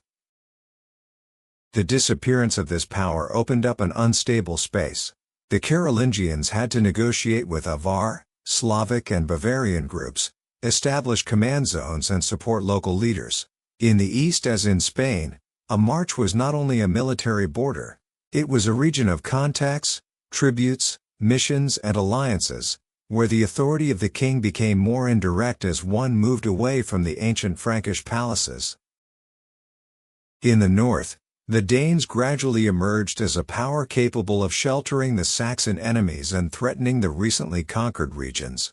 Charles also maintained relations with the Slavic peoples beyond the Elbe.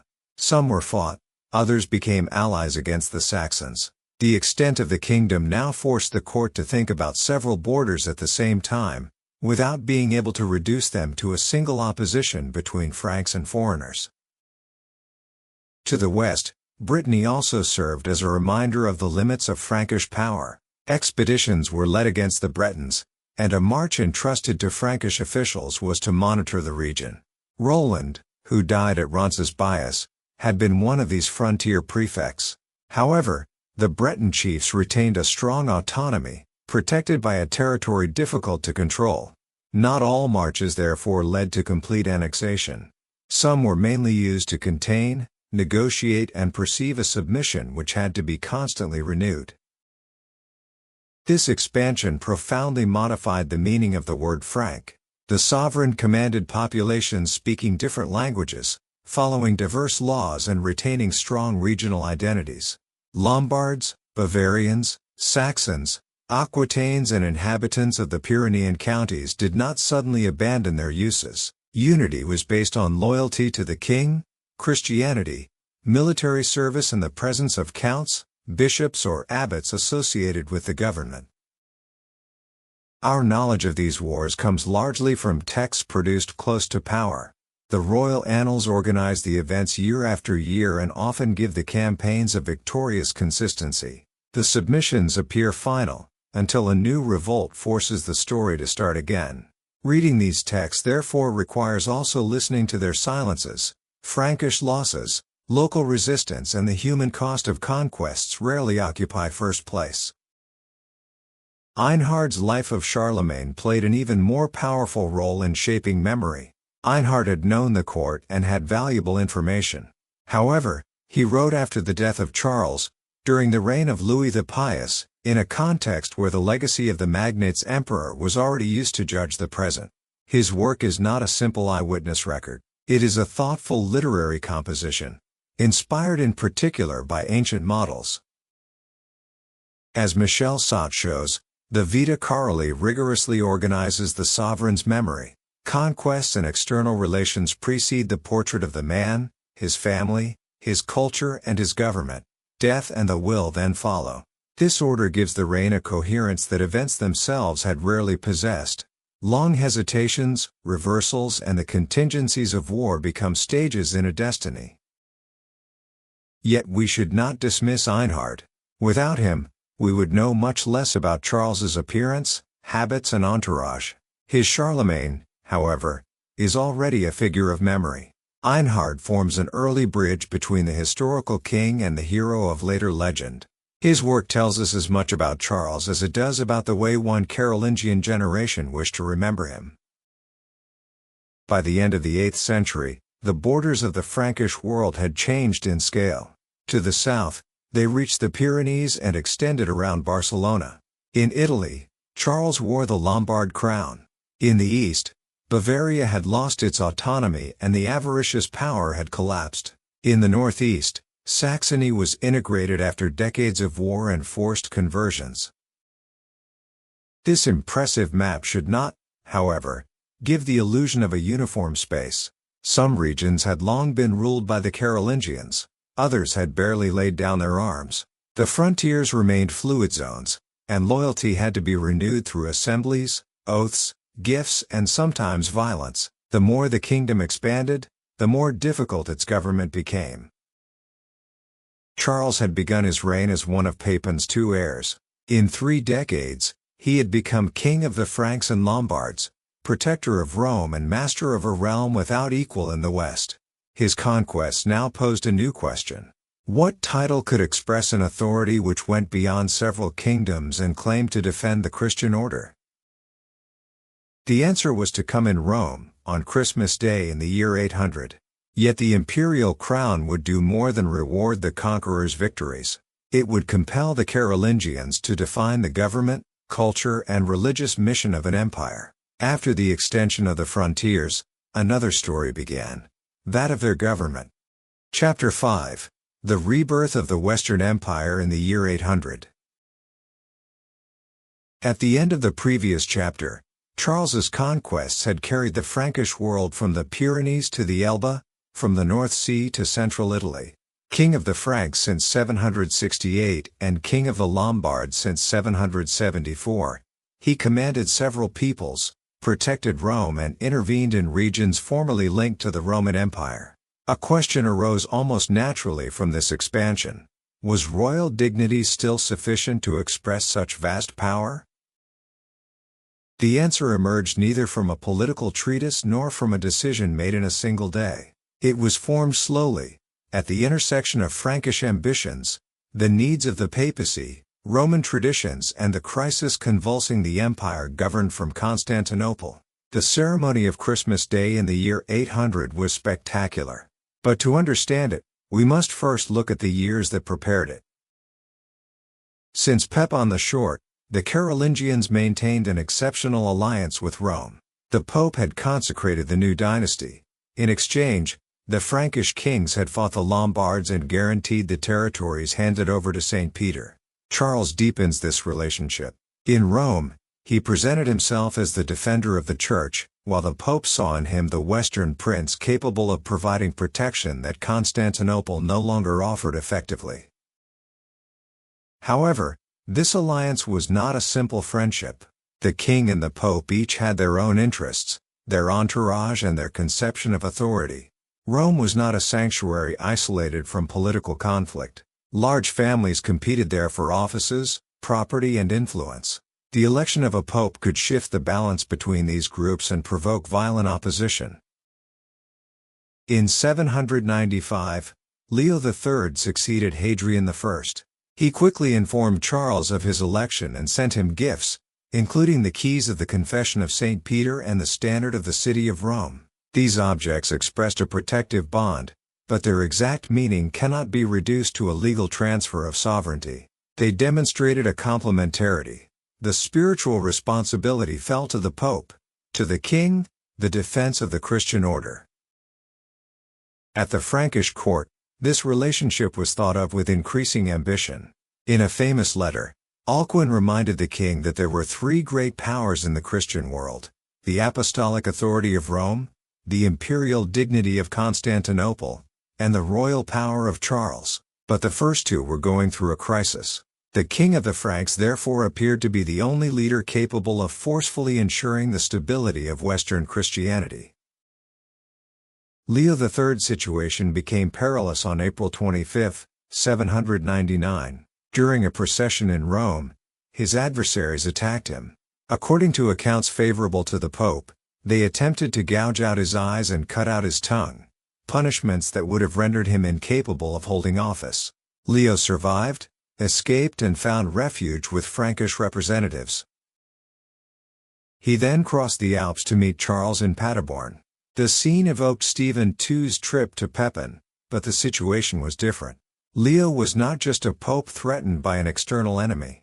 He was accused by members of the Roman aristocracy of serious misconduct, the exact nature of which remains difficult to establish. Charles had to protect the pontiff without giving the impression that the Frankish royalty could freely depose or judge the successor of St. Peter. The meeting at Paderborn was accompanied by ceremonies and gifts. Poems celebrated Charles as the father of Europe and compared his residence to a new Rome.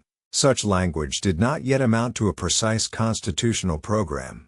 It nevertheless shows that ideas of Christian unity and Roman greatness were already circulating around the king before the year 800. Charles had Leo accompanied to Rome by an escort and investigators. The Pope's opponents were questioned, but the conflict was not entirely resolved. In the fall of 800, Charles therefore decided to go to Italy himself. He solemnly entered Rome in November. The king of the Franks officially came to restore peace and order around the apostolic seat. The problem was delicate. Who could judge the Pope? An assembly of bishops and magnates examined the matter, but affirmed that it could not pass judgment on the Roman pontiff. On December 23, Leo III ascended the ambo of St. Peter's Basilica and swore publicly that he was innocent of the charges against him. This oath allowed him to recover his position without Charles formally appearing as his judge. 2 days later, on Christmas morning, Charles attended Mass at St. Peter's. As he stood up after praying before the Apostles' Confession, Leo placed a crown on his head. The Roman crowd cheered him 3 times. To Charles, most pious Augustus, crowned by God, great and peaceful Emperor of the Romans, life and victory. After the acclamations, the Pope gave him the honors reserved for the imperial sovereign. Let's try to imagine what the participants could perceive. The Constantinian Basilica was not yet the building we see today. Rows of columns led towards the altar raised above Peter's tomb. The light of the lamps, the incense, the songs and the crowds gave the Christmas liturgy a particular intensity. At the heart of this space full of memory, the Pope's gesture linked the Frankish king to the apostle, to the ancient Christian emperors and to the city which continued to think of itself as the center of the Roman world. The image became one of the most famous in medieval history. A Frankish king kneeling in the basilica, a pope laying down the crown, and the Western Empire suddenly reborn after more than 3 centuries. Yet every element of the scene raises questions. Who prepared the ceremony? Did Charles know what was going to happen? And from what act did he derive his new dignity? From God? From the acclamation of the Roman people? Or from the gesture of the Pope? Einhard claims that Charles would have declared that he would not have entered the church that day if he had known in advance of the pontiff's plan. This testimony nourished the idea of a coronation entirely improvised by Leo III. The Pope would have surprised the king by placing imperial authority and dependence on the papacy. Charles is said to have accepted the title, although unhappy with the manner in which it had been imposed on him. This interpretation remains possible, but it should not be simplified. Such an important ceremony required preparations, informed participants and carefully chosen language of acclamation. Charles had been in Rome for several weeks. His entourage had been thinking for a long time about the exceptional position of the king. It therefore seems difficult to imagine that no one in the Frankish camp would have anticipated an imperial elevation. The discontent reported by Einhard could have been aimed not at the title itself, but at the order of the gestures. In the imperial tradition, the acclamation expressed the choice or recognition of the sovereign. The coronation came next. At St. Peter's, the Pope first placed the crown, giving his gesture decisive visibility.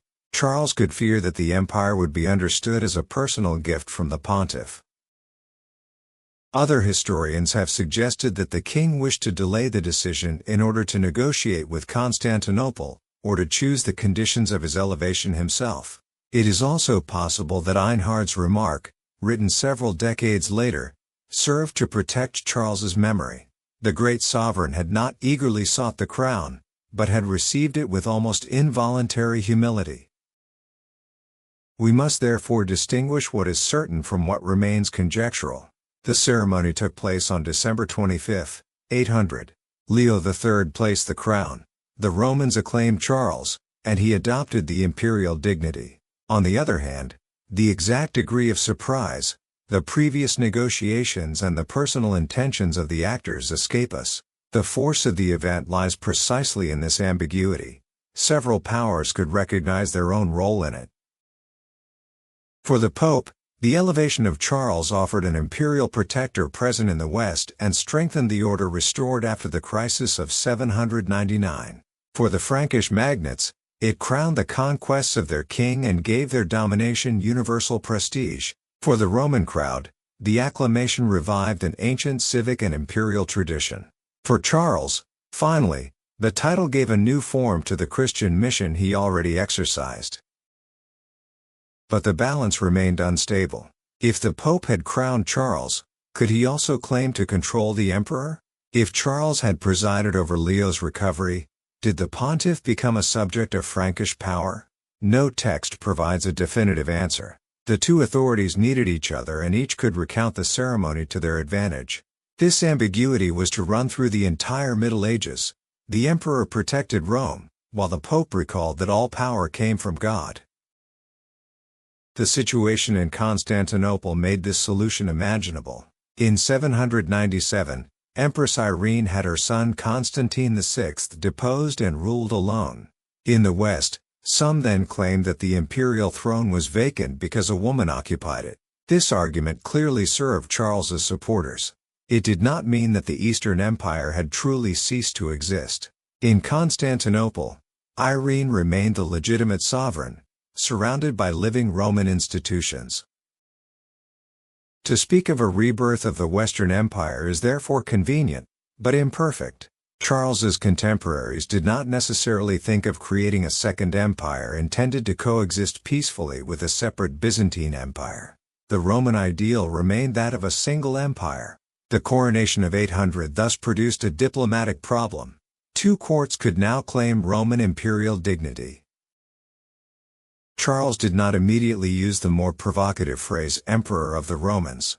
His title presented him as Charles, Serene Augustus, crowned by God, great and peaceful emperor governing the Roman Empire, while recalling that he was king of the Franks and the Lombards. This accumulation of titles sought a balance. It affirmed the imperial novelty without erasing the kingdoms which constituted the real basis of his power. The negotiations with Constantinople were long. Irene was overthrown in 802, and relations with her successor Nicephorus I were strained. The two powers clashed indirectly around Venice, Dalmatia, and the Adriatic. It was only in 812 that Emperor Michael I finally recognized Charles as Basileus, without, however, conceding to him an exclusive claim to the Roman inheritance. The imperial rebirth was therefore not an exact restoration of the Augustan Empire. The world of the year 800 was profoundly different. Charles possessed neither an administration resembling that of antiquity, nor a standing army comparable to the legions, nor a capital dominating the entire Mediterranean basin. His power rested on palaces, counts, bishops, aristocratic loyalties and the mobilization of freemen. The term renovatio, renovation, expresses this ambition better than a simple resurrection. To renovate was to take up a heritage considered still alive, correct it and adapt it to the present. The Roman Empire had left cities, roads, law, a learned language and above all a church organized within the framework of the ancient world. The Carolingians had therefore not discovered Rome in the year 800. They governed societies where Roman memory had been transformed, but never entirely erased. However, the Roman reference was real. It appeared in titles, coinage, constructions, texts and images. Michel Sot showed that Carolingian iconography was not content to copy a single ancient model. It combined several traditions. The prince could be represented as a Roman sovereign, as a Christian emperor comparable to Constantine, but also as a biblical king close to David. An imperial coin attributed to the final years of the reign shows Charles in profile, crowned with laurel, with a cloak tied over his shoulder. The portrait deliberately recalls the coins of the Caesars. On the reverse appears architecture associated with Rome and the Christian religion. Few inhabitants probably handled this prestigious broadcast, but its message was clear. The Frankish sovereign could use the visual language of antiquity while placing it within a Christian mission. This combination is essential. Augustus recalled the imperial order. Constantine embodied the victorious sovereign under the sign of the cross. David represented the king chosen by God, warrior, legislator and protector of worship. The Carolingian emperor found himself at the meeting point of these traditions. He was neither a pagan Caesar reproduced unchanged, nor a simple Frankish king with a more brilliant title. In Aachen, the palace and its chapel made this ambition visible. Charles had brought columns and marbles from Rome and Ravenna. An equestrian statue, then attributed to Theodoric, was transported from Ravenna. This reuse of ancient material expressed more than an aesthetic admiration for antiquity. They transferred signs of Roman power to the north and placed the Frankish court in an older history. Aachen was not, however, a new Rome in the sense of an exclusive capital. Charles continued to travel, and the empire remained governed through several palaces. Yet the residence acquired increasing importance in the final years of the reign. In the chapel, The royal gallery placed the sovereign above the assembled worshippers and beneath the gaze of Christ. Architecture expressed a political and religious hierarchy before texts had fully defined it. The imperial title indeed reinforced Charles' responsibility towards the Christian life. Governing meant protecting the churches, correcting the clergy and leading the people to salvation. The capitulars thus mixed administrative, moral and religious decisions. This union sometimes seems strange to us, but it belonged to the heart of the Carolingian project. A Christian empire had to be better governed because it had to be better before God. After 800, this mission had to be made present in an immense territory. The Missi Dominici, envoys of the sovereign, circulated in groups, often made up of a layman and an ecclesiastic. They transmitted decisions, received complaints and controlled local representatives. They did not constitute a permanent administration capable of monitoring everything. Their passage nevertheless reminded us that the count was not the sole master in his county and that subjects could, at least in principle, have their grievances heard in the name of the emperor. The loyalty oaths were also expanded and clarified. After the crises and plots of the late 8th century, Charles wanted commitment to his person to support a broader public order. Loyalty meant more than refraining from conspiracy. It also meant respecting churches, widows, orphans and justice, according to the government's moral formulations. The ideal often remained distant from practices, but it gave imperial authority a common language. Preaching played a role in this ambition. Priests had to explain fundamental beliefs, recall duties and adapt religious words to their listeners. Homiliaries and sermonizers brought together ancient texts, notably from Augustine, Leo or Caesarius of Arles, to make them available in a new order. The Carolingian sermon studied by Jean-Paul Buhat, composed after the first years of the 9th century, shows this work of selection, compilation and rewriting. It was not a question of inventing an entirely new imperial religion. On the contrary, Carolingian authors sought to find recognized authorities and to correctly transmit their teaching.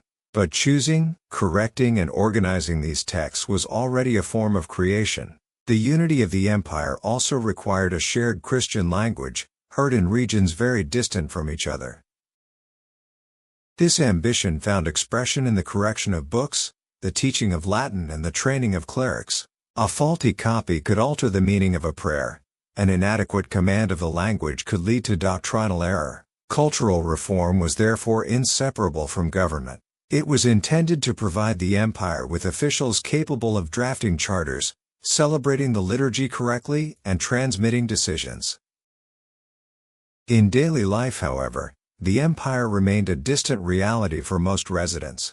A peasant from Saxony, a merchant from Italy or a priest from Aquitaine did not perceive the crown received in Rome in the same way. They especially encountered its consequences through the count, the bishop, military service, currency or religious prescriptions. The imperial idea descended towards the communities through numerous relays, with adaptations and resistance. The coronation did not put an end to the difficulties of succession either. Charles had several sons, but Pepin of Italy died in 810 and Charles the Younger in 811. Soon only Louis, King of Aquitaine, remained.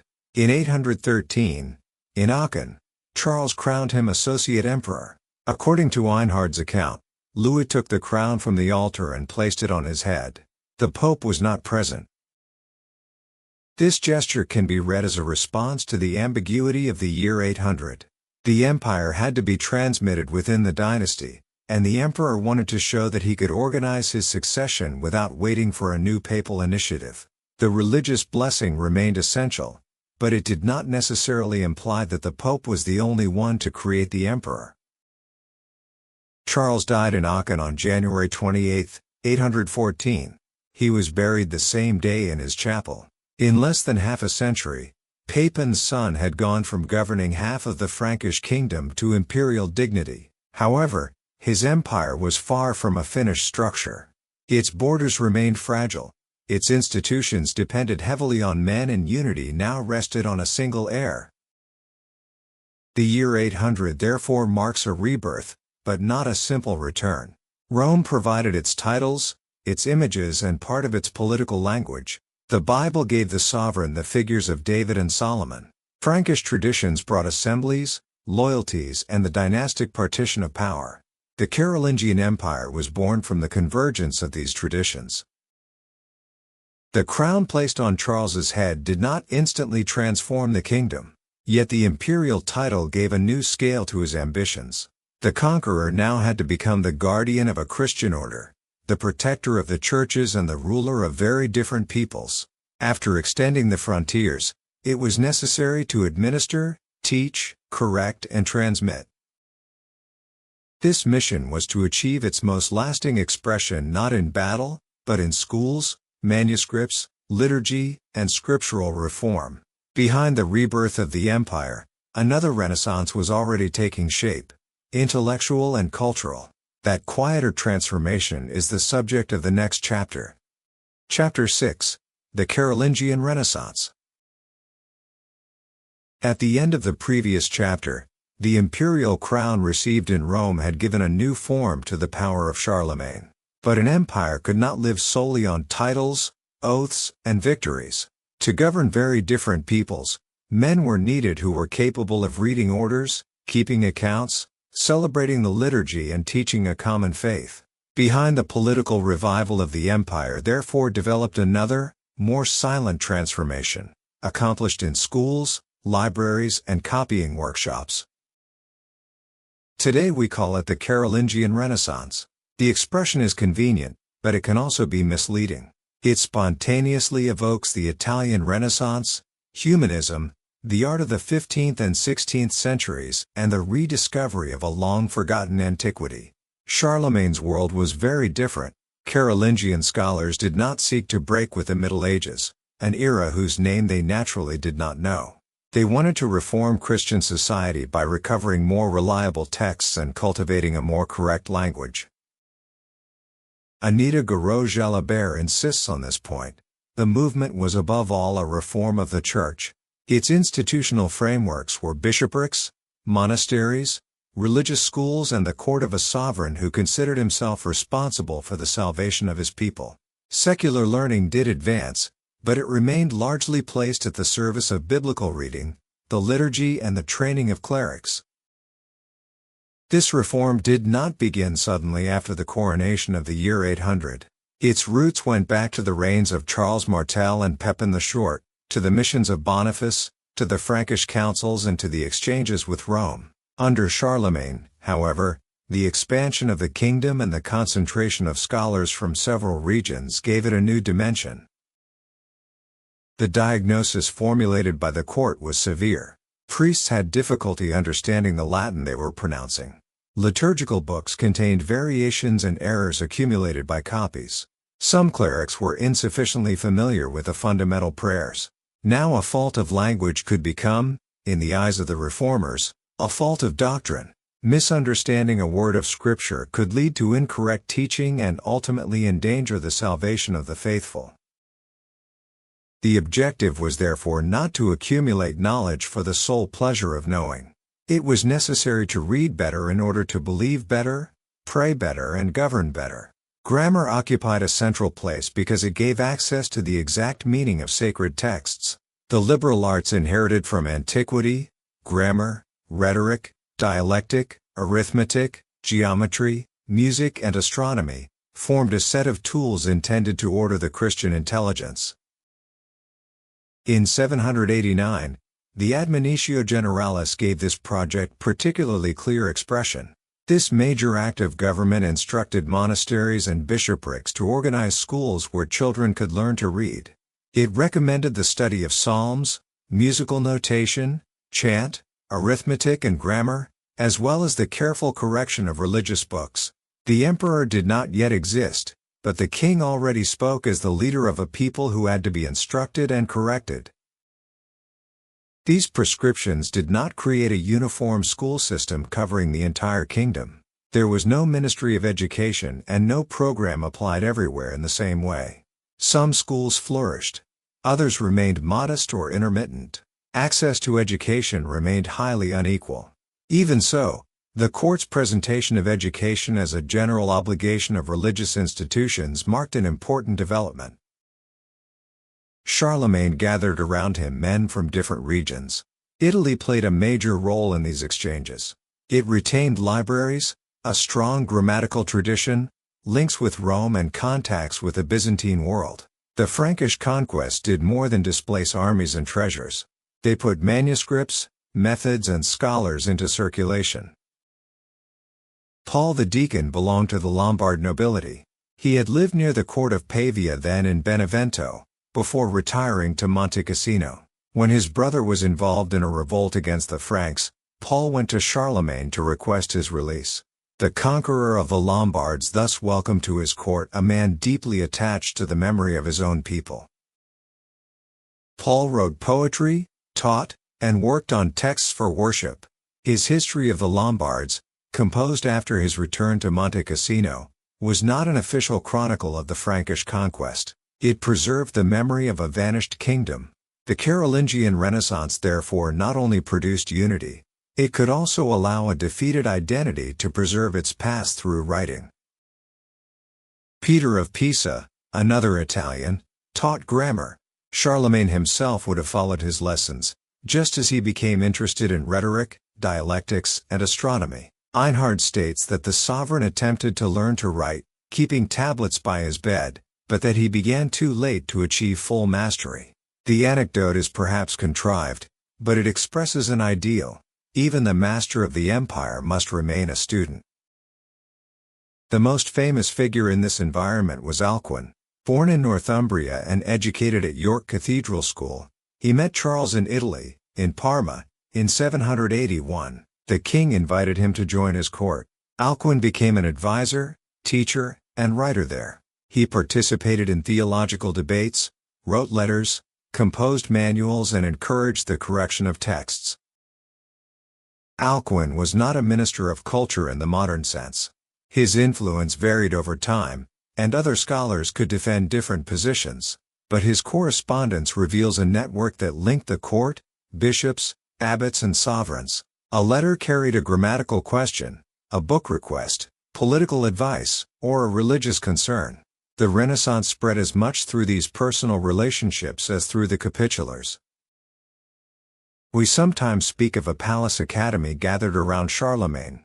The expression suggests an institution more formal than any that probably existed. There was no academy governed by statutes and regular meetings. The court was instead a setting for conversation, teaching, and literary games. Its members adopted names borrowed from the Bible or antiquity. Alcuin became Flaccus. Charlemagne was called David. These names expressed a scholarly community, but also a program. The Frankish court wished to understand itself through models drawn from the past. At the end of his life, Alcuin headed the Abbey of Saint Martin de Tours. Under his authority, the school and the copying workshop took on great importance. He worked in particular on the preparation of a corrected biblical text. It was not yet a critical edition according to contemporary methods. Copyists compared available manuscripts, sought to eliminate mistakes, and produced more readable and coherent volumes. Theodulf of Orléans, probably born in the Iberian Peninsula, embodied another approach. A bishop, poet, and theologian, he helped compose political texts and undertook his own comparative study of biblical manuscripts. His methods differed from Alcuin's. The Carolingian court did not always impose a single solution. It also encouraged rivalry among scholars who shared an objective without following precisely the same path. Theodulf is associated with the Oratory of Germany des Prés, whose mosaic represents the Ark of the Covenant surrounded by angels. The choice is remarkable. Instead of a human image of God, the decoration shows a sacred object described in the Bible. Art, exegesis, and episcopal power meet here. Carolingian creativity consisted of more than copying antiquity. It transformed Roman, Eastern, and biblical traditions. Irish people also took part in the exchanges. Clement, Dungal, and Dicol represent different backgrounds, linked to teaching, astronomy, poetry, or geography. Their presence is a reminder that the scholarly world of the time was not confined within the political borders of the empire. Men, books and questions circulated between the British Isles, Gaul, Italy, and the Germanic regions. Michel Sott thus speaks of exchanges of people, works and knowledge. This formula describes reality better than an image where Charlemagne alone created culture by decree. The ruler offered protection, resources and prestige. He could invite a teacher, request a text or support a school. But the knowledge came from multiple traditions, preserved long before him in monasteries, cathedrals, and libraries. At the heart of these exchanges was the book. A manuscript was costly and time-consuming to produce. Animal skins had to be prepared as parchment, pages had to be ruled and arranged, the text had to be copied, titles had to be added, and initials or images were sometimes painted. A large Bible could occupy several craftsmen and require the skins of many animals. Each volume represented a considerable material investment. The workshops did not function like printing houses capable of quickly reproducing hundreds of identical copies. Several copyists could share a work, and their habits remained visible. Errors appeared. Others were corrected. The Carolingian book was at the same time a religious tool, a product of collective work and a sign of prestige offered to a church or a powerful patron. Some volumes were deliberately sumptuous. The evangelists destined for the altar could receive gold letters, purple-tinted pages and portraits of evangelists inspired by several artistic traditions. They were not designed for ordinary beginner reading. During the liturgy, their precious material made visible the dignity of the divine word and that of the donor. The book reform therefore combined two different requirements, producing clear texts for study and creating exceptional objects for worship and the representation of power. One of the most enduring innovations was Carolingian minuscule. This clear writing, with well-separated letters, made reading and copying easier. It was not invented in a day by a single man. It developed gradually in several centers, from previous traditions, before spreading widely under the influence of the leading Carolingian scriptoria. Its apparent simplicity should not mask its importance. Better separated words, more regular letter shapes, and more consistent punctuation reduced ambiguities. For a reader accustomed to other writings, learning remained necessary, but the page became more accessible. Centuries later, humanists mistook this medieval script for an ancient hand and drew inspiration from it. Our lowercase typefaces still owe part of their form to it. Carolingian copying also helped to preserve many ancient texts. Works by Virgil, Horace, Cicero, Sallust and Suetonius have come down to us through manuscripts copied or recopied at this time. It would be an exaggeration to imagine monasteries laboring solely to preserve classical literature for future centuries.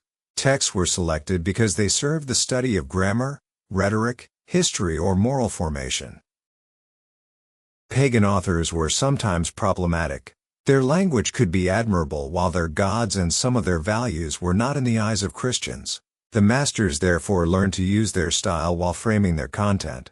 The ancient heritage was filtered, commented on and subordinated to a Christian conception of knowledge. It is precisely this sorting which allowed its broad reintegration into ecclesiastical culture.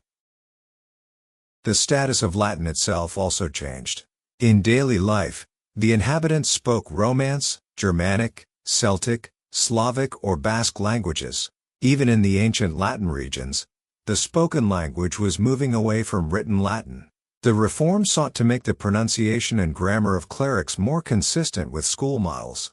By improving scholarly Latin, it also made more visible the distance that separated it from the vernacular languages. This distance had a pastoral consequence. If the faithful no longer understood the language of the text sufficiently, the priest had to explain the sermon or doctrine in the language they spoke. The Council of Tours of 813 requested that the homilies be translated into the rustic Romance language or the Tudesque language. The unification of ecclesiastical Latin therefore contributed, paradoxically, to more clearly recognizing the diversity of vernacular languages.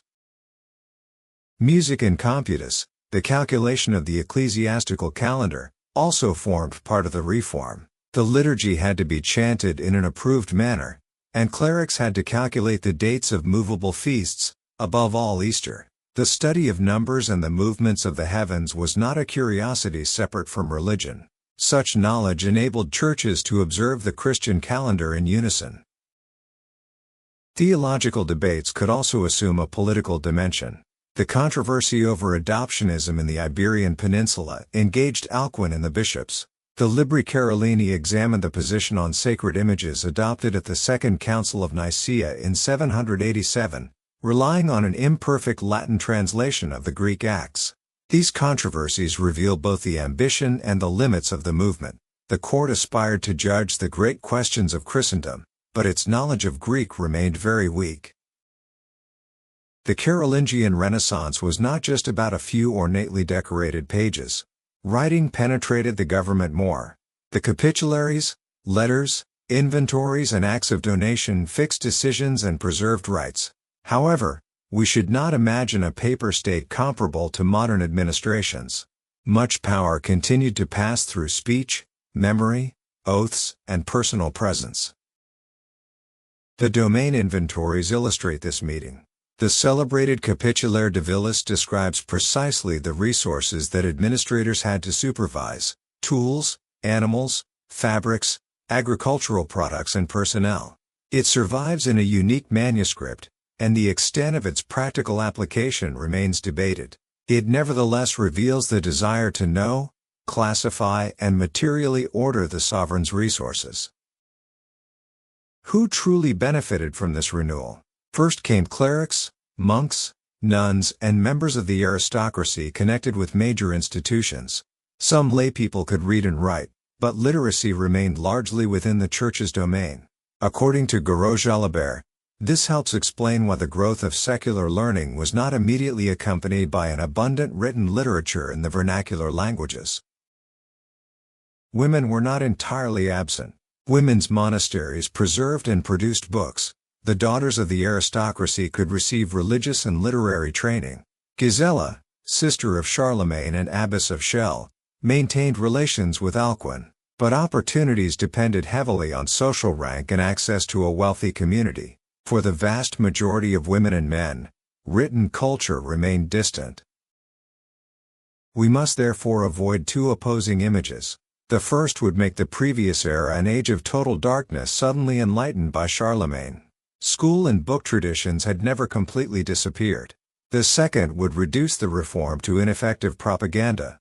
The preserved manuscripts, the diffusion of Carolingian minuscule, and the development of libraries show a real transformation. This transformation remained uneven and fragile. A school often depended on the presence of a teacher, the support of an abbot, or the resources of a bishopric. A brilliant center could decline in a generation. Wars and political divisions interrupted trade. Carolingian culture was not a light spread evenly across the map. It was more like a network of homes connected by travelers and books.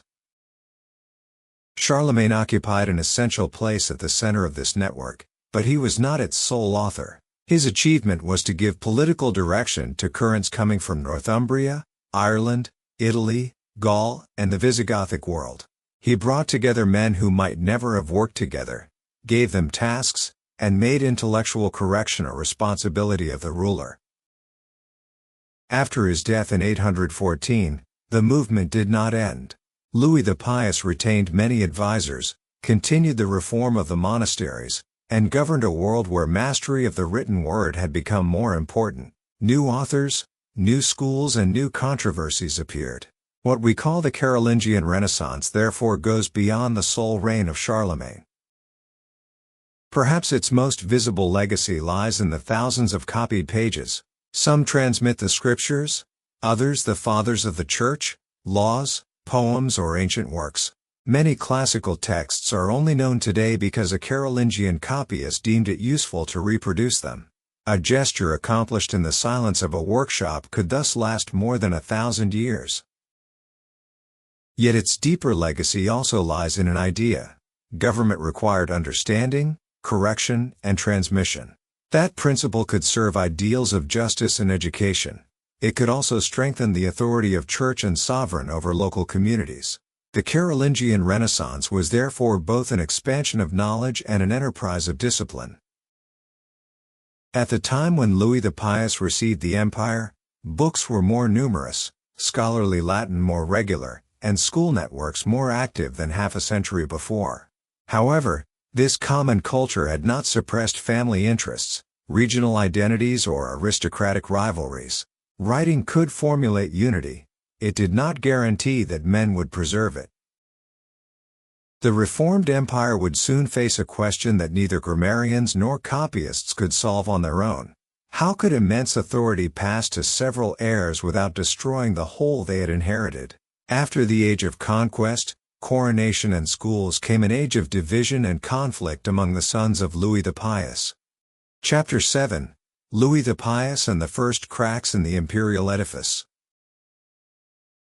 At the end of the previous chapter, schools, books, and the reform of Latin seemed to give the Carolingian Empire a common culture. Yet writing could express unity without guaranteeing that men would preserve it.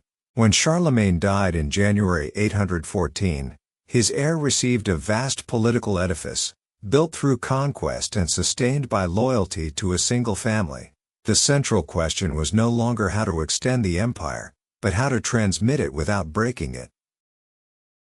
Louis, whom history will call the Pious, was then around 36 years old. Born in 778, at the time of the Spanish expedition, he was established king of Aquitaine at the age of 3. He therefore grew up far from the center of the court, surrounded by advisors responsible for governing in his name. Little by little, he acquired real experience of the southern borders, the administration of the counties, and relations with the Aquitanian elites. For many years, nothing suggested that he was destined to receive the entire empire alone. Charlemagne had several sons. Charles the Younger was to occupy a central place, while Pepin governed Italy. But Pepin died in 810 and Charles in 811.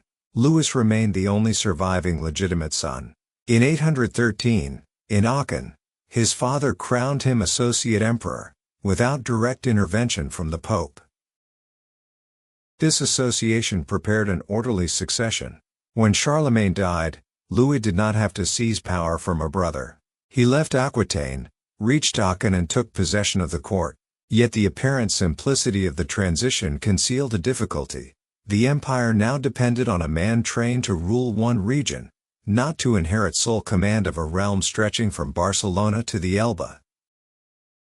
The narratives of the 9th century strongly shaped his image. Some authors present him as deeply religious, generous, and attentive to justice. Others, especially when recounting the dynastic wars, emphasize his hesitations and weakness. Older historiography often turned these judgments into a definitive portrait. After the genius of Charlemagne came a prince too pious to govern. This opposition is misleading. Louis had participated in campaigns, ruled Aquitaine, and made forceful decisions. His piety was no refuge from politics, it defined his very conception of power. A Christian emperor was to correct abuses, protect the weak, reform the church, and deliver justice. It is precisely this moral ambition which gave his reign great coherence, but also a particular vulnerability when the emperor had to publicly recognize his faults. On his arrival in Aachen, Louis reorganized the court. He removed several men associated with the previous reign, imposed a more austere discipline, and sent some of his sisters to monasteries. These measures have been described sometimes as a necessary purification and sometimes as a brutal break with Charlemagne's entourage. Above all, they show that the new emperor wished to install his own followers and make the conduct of the court conform to his Christian ideal. One of his principal collaborators was Benedict of Agnan, an aristocrat turned monk whom Louis knew from his government of Aquitaine. Benedict sought to bring monastic communities towards a more consistent observance of the rule of Saint Benedict. The assemblies held at Aachen in 816 and 817 prescribed norms for discipline, liturgy, clothing, and communal life. The aim was not to erase every local tradition at once, but to give the empire's monasteries a more coherent framework. This reform reveals the link between religious unity and political unity. A monastery prayed for the ruler, trained clerics, kept records, and administered estates. To regulate life was therefore to act on a spiritual, cultural, and economic institution. The reform produced resistance and its application varied from place to place, but it was one of the most ambitious undertakings of the first years of the reign. His wife Ermengarde occupied an important position at his side. 3 sons were already born from their union: Lothar, Pepin, and Louis. Dynastic continuity therefore seemed assured.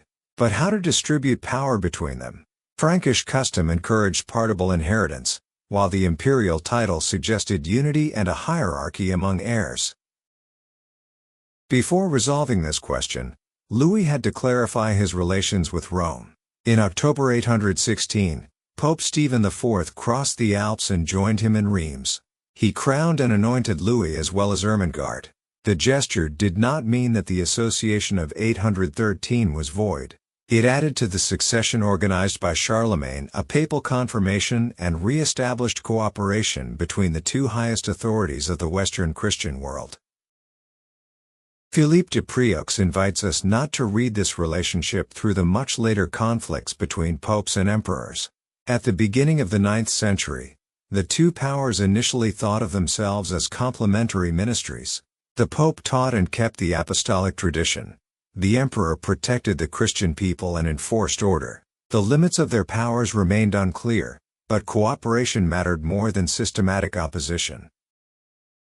In 817, an accident at Aachen accelerated reflection on succession. A wooden gallery collapsed as the emperor and his retinue passed. Louis escaped death, but the event served as a reminder of how much the future of the empire depended on his person. A few months later, the assembly gathered at Aachen adopted the Ordinatio Imperii. This text attempted to reconcile imperial unity and the rights of sons. Lothar, the eldest, was associated with the imperial dignity and destined to succeed his father in preeminence. Pepin received Aquitaine, Louis Bavaria. The 2 youngest became kings, but they had to remain subject to their older brother in matters affecting the entire empire. The territories were therefore not 3 totally independent kingdoms. They formed hierarchical parts of a common order. The Ordinatio represented an important innovation. Instead of dividing the patrimony equally, it distinguished the imperial office from regional kingships. It sought to prevent each succession from reducing the empire to fragments. Yet it also created an imbalance. Lothar received a preeminence that his brothers could accept while their father remained the arbiter. After Louis's death, this hierarchy risked becoming a contested form of domination. Another member of the family was immediately threatened: Bernard, son of Pepin of Italy and grandson of Charlemagne. He governed the Kingdom of Italy and could fear losing his autonomy to Lothar. In 817, he prepared to resist. His supporters were fewer than he hoped, and he submitted to the emperor. Bernard was sentenced to death, then the sentence was commuted to blinding. The operation was so brutal that he died 2 days later, in April 818. Several of his supporters were also punished. Louis had eliminated a dynastic rival, but the death of his nephew weighed heavily on his conscience and on the memory of his reign. In 822, in Attigny, the emperor performed a public penance. He admitted his responsibility for Bernard's death and other faults. This gesture could strengthen his moral authority. A Christian sovereign showed that he was not above divine law, but he also offered his adversaries a symbolic weapon. If the emperor publicly admitted to having done wrong, some could claim that his decisions had lost their legitimacy. Reducing the first years of the reign to the question of succession would, however, be unfair. Louis pursued an extensive program of reform.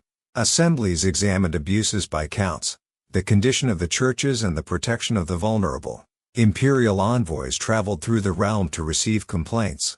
The aim was not to create uniform justice in the modern sense, but to give greater effect to the ideal that the emperor should prevent the powerful from oppressing those unable to defend themselves.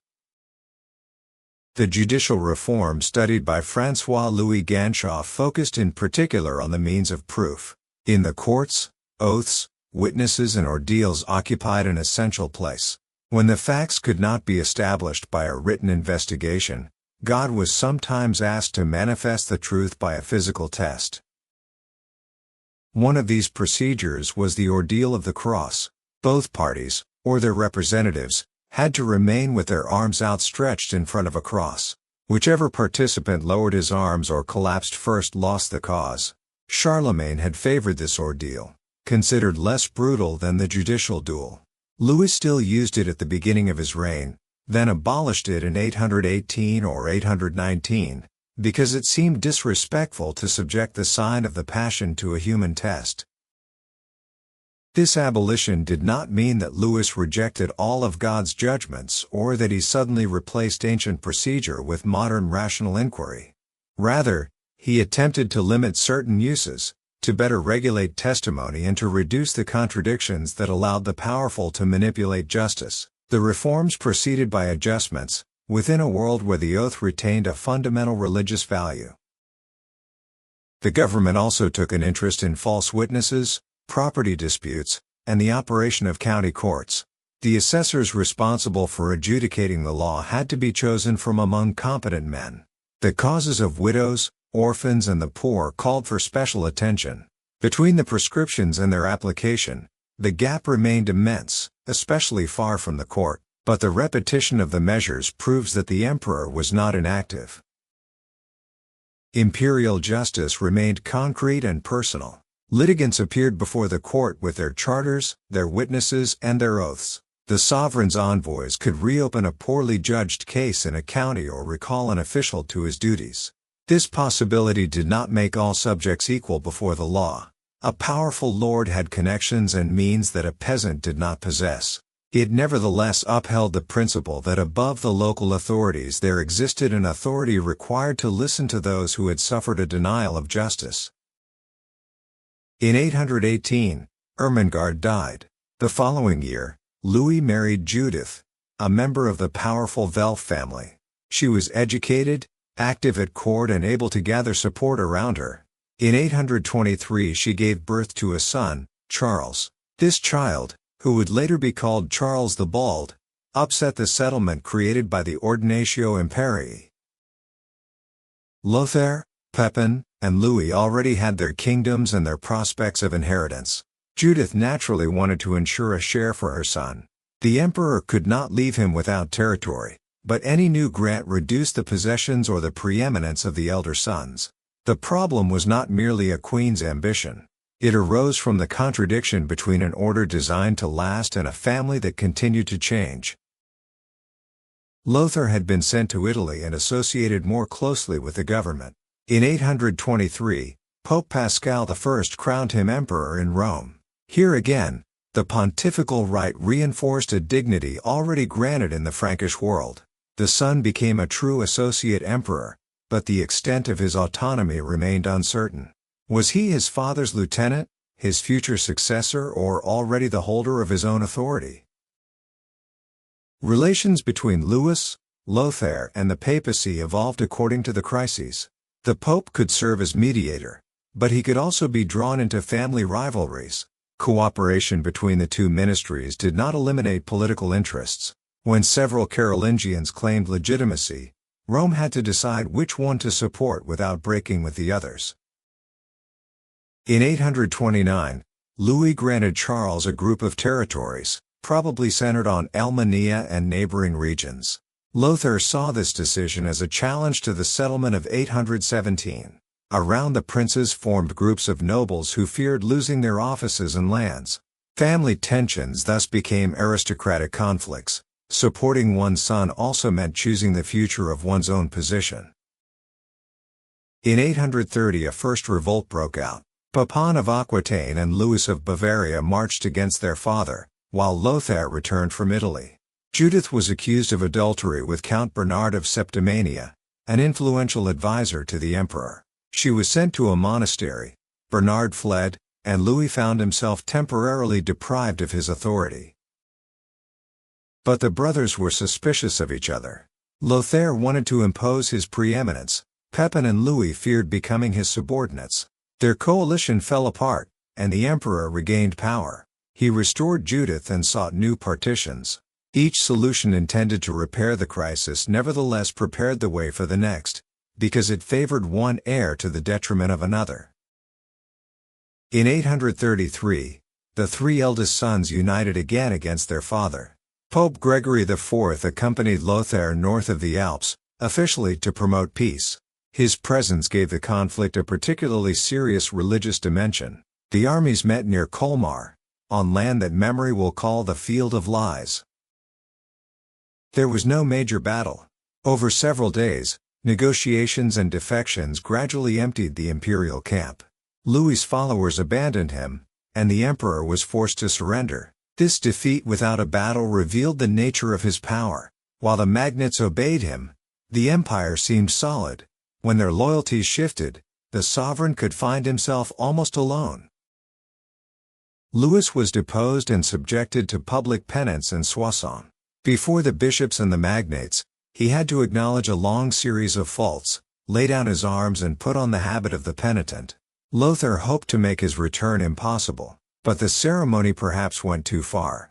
Humiliating the father and the emperor in such a complete manner troubled those who continued to respect dynastic dignity. Pepin and Louis of Bavaria also understood that Lothair's triumph threatened their own kingdoms. They moved closer to their father. At the beginning of 834, Louis the Pious was restored. Lothair had to retire to Italy. The emperor had regained the crown, but imperial authority could not emerge intact from two overthrows in 4 years. The last few years were dominated by new combinations. Pepin of Aquitaine died in 838, leaving a son, Pepin II, whom the Aquitanians people chose as king. Louis wanted to reserve Aquitaine for Charles the Bald. Once again, the right of a grandson, the will of the emperor and the choices of regional aristocracies came into contradiction. Louis of Bavaria revolted again. Lothar, initially kept at a distance, finally approached his father. In 839, a new division granted most of the empire to Lothair and Charles, while Louis remained limited to Bavaria. No arrangement could sustainably satisfy all the heirs, because the family no longer recognized a common definition of unity. As the Carolingians quarreled, the frontiers came under renewed pressure. The Vikings intensified their attacks on coasts and waterways. Dorstad was threatened or plundered several times in the 830s. In the east, Slavs and other frontier peoples took advantage of the crises. These raids did not themselves cause the civil wars, but they made their cost more visible. Armies mobilized against brothers were unavailable elsewhere. Louis had, however, tried to stabilize the north through diplomacy as much as through arms. In 826, the Danish king Harald Klok received baptism in Mainz with his family and many companions. The emperor was his godfather and granted him territory as a place of refuge. The ceremony was to bring a Danish leader closer to the Carolingian world and open the way for missions. But Harald was unable to establish lasting rule in Denmark. The episode shows the possibilities and limits of a policy based on the personal conversion of an ally. Louis the Pious died on June 20, 840, on an island in the Rhine near Ingelheim. Until the end, he retained the idea that the empire formed a Christian order superior to individual kingdoms. He had sought to improve justice, reform the church and organize its succession. The collapse of his projects does not prove their absence. Rather, it reveals the difficulty of imposing them on a society based on family rights and aristocratic loyalties. His reign was therefore not a slow abdication in the face of events. Louis made decisions, waged war, punished his adversaries and twice returned to power. Yet his language of penance and correction exposed his failings to public judgment. His desire to protect each of his sons conflicted with the unity he wished to preserve. His policy was active, but his objectives became incompatible. The first cracks in the imperial building thus appeared well before his death. They passed between the emperor and his sons, between the brothers, between the interests of the regions and the pretension to unity. They also crossed the church, whose bishops and the pope could defend peace while taking sides in dynastic conflicts. In the summer of 840, Lothair claimed imperial succession and the preeminence formerly provided for by the Ordinatio. Louis the German and Charles the Bald refused to submit. The quarrel that their father had tried to contain would become an open war, bring the Frankish armies into battle at Fontenoy and culminate in a new division of the Carolingian world. Chapter 8: The Treaty of Verdun in 843, and the division of a unified realm. At the end of the previous chapter, Louis the Pious died, leaving behind an imperial ideal that remained very much alive, but no settlement of the succession accepted by all. For more than 20 years, he had tried to reconcile the unity of the empire with the rights of his sons. Each new partition had resolved one crisis while preparing the next. In June 840, the arbiter was gone. The cracks would now widen into civil war. Lothair, the eldest surviving son, held the imperial title and governed Italy. He considered himself his father's principal heir, in accordance with the spirit of the Ordinatio Imperii of 817.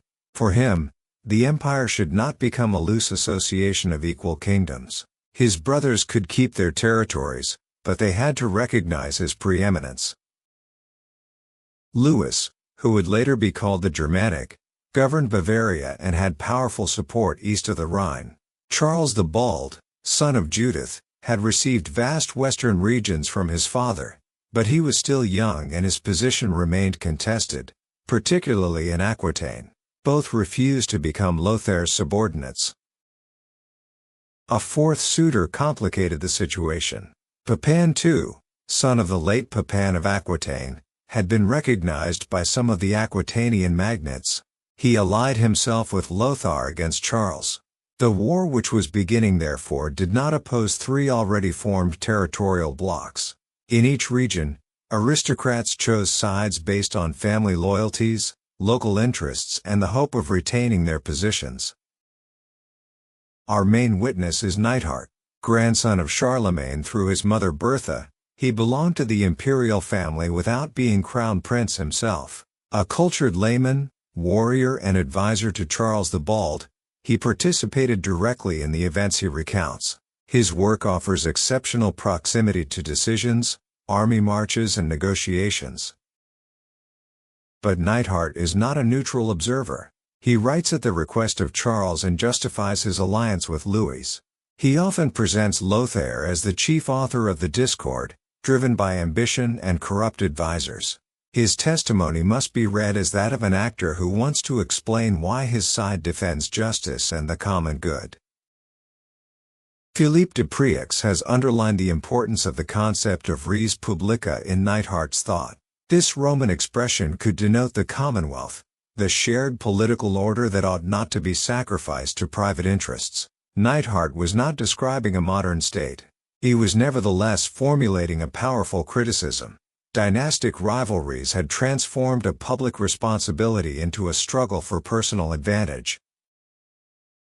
After the death of their father, the brothers increased their travels, embassies and attempts to attract the big guys. Lothair sought to take possession of palaces and treasures, concrete signs of imperial authority. Charles consolidated his support in the west, while Louis crossed the Rhine. The armies advanced without a clear border, because the territories of loyalty did not yet coincide with the future kingdoms. In the spring of 841, negotiations failed. Lothair and Pepin II gathered their forces. Charles and Louis united theirs. The two coalitions met near Fontenoy-en-Puisaye, in present-day Burgundy, on June 25, 841. That day, Franks fought other Franks under the orders of Charlemagne's grandsons.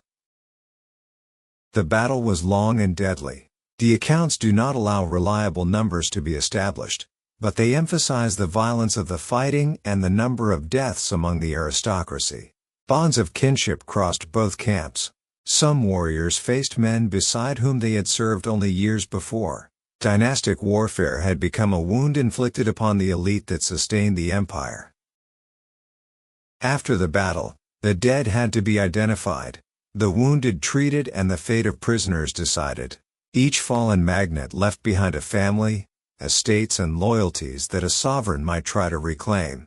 The loss was therefore not only human. It altered the balance of power and deprived the government of experienced men. Even the victors could hardly celebrate a triumph won over relatives and fellow Christians. Charles and Louis won. Lothair retreated, but he was not decisively defeated. He retained supporters, Italy and the imperial dignity. Pepin too continued his resistance in Aquitaine. Fontenoy therefore did not by itself determine the partition. The battle altered the balance of power and showed that Lothar could not impose his preeminence through a swift victory. Contemporaries were struck by the fratricidal nature of the combat. The poet Angilbert, who had participated in the battle in Lothair's camp, described a cursed day whose memory should not be celebrated. His poem does not give an exact military account. It expresses the trauma of a Christian world where heirs of the same blood had led their people to kill each other. After Fontenoy, the war continued with marches, captures of palaces and the search for allies. Charles and Louis needed to make their union visible and convince their men that they would not negotiate separately with Lothair. They met in Strasbourg in February 842. The ceremony that took place there became famous as the Oaths of Strasbourg. Louis pronounced his pledge in a Romance language so that Charles's soldiers could understand him. Charles swore in a Germanic language so that Louis's men could understand him.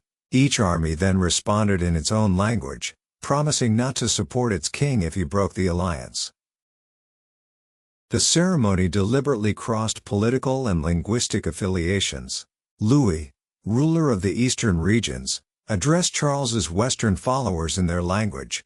Charles did the same before his brother's warriors. The oath was therefore not an assertion that each king naturally belonged to a linguistic nation. On the contrary, it demonstrated their ability to cross a linguistic boundary in order to create a common political allegiance. The political content was precise. The two brothers pledged, for the love of God, the salvation of the Christian people and their common salvation, to support each other against Lothair, on condition that the other respected the same oath. This was not an abstract statement about brotherhood. The text provided for the case where one of the kings betrayed. His own men would then be freed from the obligation to help him against the ally. The linguistic choice gave the oath its public force. A commitment pronounced only in Latin would have been understood by the clerics and some of the grandees, but not necessarily by all the combatants. By speaking the language of his brother's army, each king showed that he was speaking directly to those on whom the execution of the agreement depended. Neidhart preserved the formulas in his Latin account. The novel version is one of the oldest continuous texts that can be linked to the history of the French language. The Germanic version occupies a comparable place in the history of German. However, calling them simply French and German risks projecting onto 842 standardized national languages that did not yet exist. The text survives in a manuscript copied long after the events, not on a sheet distributed to the soldiers at Strasbourg. Between the spoken words, Neidhart's written account and the surviving manuscript lay several stages of transmission. This distance does not diminish the testimony's value. It simply reminds us that we are reading a public speech transformed into written memory by a Latin author. The populations of the Old Empire spoke many Romance and Germanic dialects. Linguistic boundaries did not exactly correspond to political territories. The Carolingian family itself came from a region of contact between Meuse, Moselle, and Rhine, and its members may have understood several linguistic registers. The magnates traveled, married and owned land on both sides of the future boundaries. The Romance text of the Strasbourg Oath is probably not an exact transcription of ordinary local speech. It was prepared to be understood by a wide audience and then copied into a scholarly work. It retains Latin features while showing a language that has become distinct from classical Latin. It is therefore at the same time political speech, linguistic compromise and written construction. The oaths created neither France nor Germany. They do, however, reveal a reality made more visible by the Carolingian reform of Latin. The learned language of church and government was no longer the language used spontaneously by most people.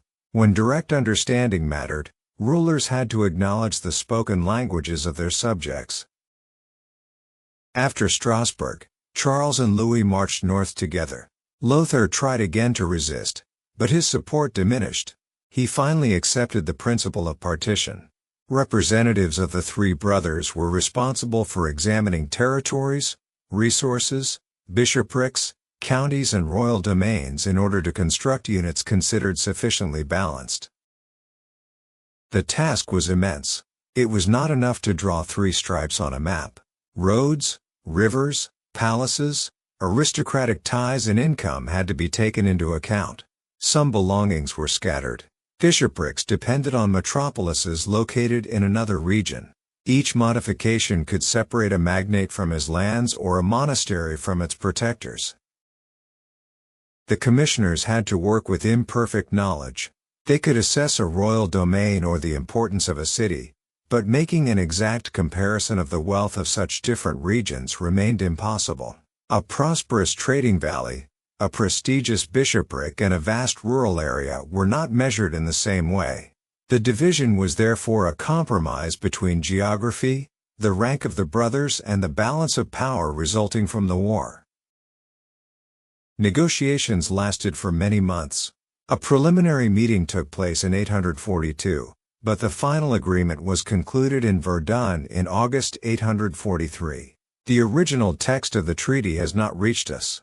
We know the result from later stories and documents. This absence should make us cautious. The exact boundaries are sometimes reconstructed from clues rather than read from a preserved charter. Verdun was well suited to a meeting among the different parties. Situated on the Meuse, the city lay in the broad middle zone where the roads of the Frankish world converged. We do not know the precise course of the ceremonies, the words exchanged or even the exact day on which the agreement was concluded. The treaty's later fame therefore extends far beyond what the sources allow us to see of the meeting itself. Charles the Bald received the western part. It extended, in broad terms, from the regions west of the Scheldt, the Meuse, the Saône and the Rhône to the Atlantic and the Pyrenees. But his authority remained contested in Brittany and Aquitaine, where Pepin II still had supporters. West Francia was a polity still to be consolidated through conquest and negotiation, not an already completed national kingdom. Louis the German received the eastern territories, mainly east of the Rhine, to which were added on the west bank the important cities of Mainz, Worms, and Speyer with their surroundings. His kingdom brought together diverse regions: Bavaria, Saxony, Alemannia, Franconia, and Thuringia. Here again, the future unity of Germany must not be projected onto a space composed of distinct peoples and political traditions. Lothar retained the imperial title, Italy, and a long central realm stretching from the North Sea to the Alps and then to Rome. It notably included Aachen, the former residence of Charlemagne, as well as the valleys of the Meuse, the Rhine and the Rhône. This kingdom linked the symbolic centers of the empire, but its long, narrow geography and its very different regions made its cohesion difficult. The settlement followed dynastic rather than ethnic logic. Each brother was to receive resources and dignities appropriate to his rank. Lothar retained the imperial title and the two symbolic capitals, Aachen and Rome. Charles and Louis obtained more compact realms but renounced preeminence over the Frankish world as a whole. Verdun was first a peace treaty. After 3 years of war, the aristocrats needed security. The deaths of Fontenoy had weakened entire families. The movements of armies had consumed resources and external raids continued. Accepting 3 kingdoms was better than continuing indefinitely a struggle from which no brother could emerge as sole master of the whole. The treaty did not declare the disappearance of the empire. Lothar remained emperor, and his brothers still belonged to the same Christian dynasty. Bishops, abbots, manuscripts and legal customs continued to circulate. The 3 sovereigns could still meet and speak of their common responsibility. The realm was divided, but the memory of its unity did not vanish in August 843. For the adults, however, the choice of a kingdom became more and more concrete. An aristocrat owning land in several parts had to serve a primary ruler, sometimes at the risk of losing property elsewhere. Ecclesiastical careers and the protection of monasteries were reorganized around the new courts. Little by little, dynastic divisions produced more distinct political networks. For the ordinary population, the immediate effects varied. The treaty did not change spoken language, local law, or agricultural practices overnight. A village did not suddenly become French or German. But the name of the king and the acts, the men summoned to the army and the agents charged with justice now depended on a particular kingdom. The term dismemberment must therefore be used with caution. It expresses the loss of a single command and the separation of territories formerly ruled by Charlemagne and Louis the Pious. But it can give the impression of a natural body that the brothers severed in defiance of all tradition. However, partition among heirs was a profound part of Frankish practices. Imperial unity had been the difficult innovation to maintain. Contemporaries could not know the future map of Europe. They did not know that West Francia would help form the Kingdom of France, that East Francia would be linked to German history, or that the Middle Zone would become a disputed space for centuries. For them, Verdun was a family and political solution to a present war. Lothair's side quickly revealed its fragility. When he died in 855, the Treaty of Prüm divided his kingdom between his sons. Louis II received Italy and the imperial dignity. Lothar too obtained the northern regions which would give their name to Lotharingia, and Charles received Provence and part of Burgundy. The Middle Zone, already difficult to govern, was divided again. Charles the Bald and Louis the German then sought to extend their influence over the inheritances of their nephews. Agreements followed one another, notably the Treaty of Meersen in 870. The borders of Verdun were therefore not definitive. They opened a period of political realignment in which each dynastic death could modify the map. Neidhart lived only briefly after these events. He died in 844, probably during a battle against the Vikings. His account ends shortly after the partition. It leaves us the testimony of a man who had fought for Charles while regretting the ruin of the res publica. His partisan loyalty and his concern for the common good were not mutually exclusive. They give his story its particular tension. The Treaty of Verdun ended a war, but not the root causes of the division. The Carolingians continued to view power as a family inheritance. The empire remained a superior ideal, but no mechanism accepted by all guaranteed its transmission to a single sovereign. Each generation had to restart the negotiation between unity, rank of princes and rights of sons. In 843, the unified realm did not collapse in an instant. It became three kingdoms linked by the same memory, the same dynasty and a common political culture. The division was a process, not an isolated date. Verdun became its symbol because it gave a lasting territorial form to the plurality of Carolingian powers for the first time. This plurality would soon encounter another force of fragmentation. As the heirs negotiated their borders, the Vikings moved up the rivers, local powers strengthened their defenses and populations sought closer protectors. After the empire's division came an age in which each kingdom would have to survive threats that no family treaty could stop.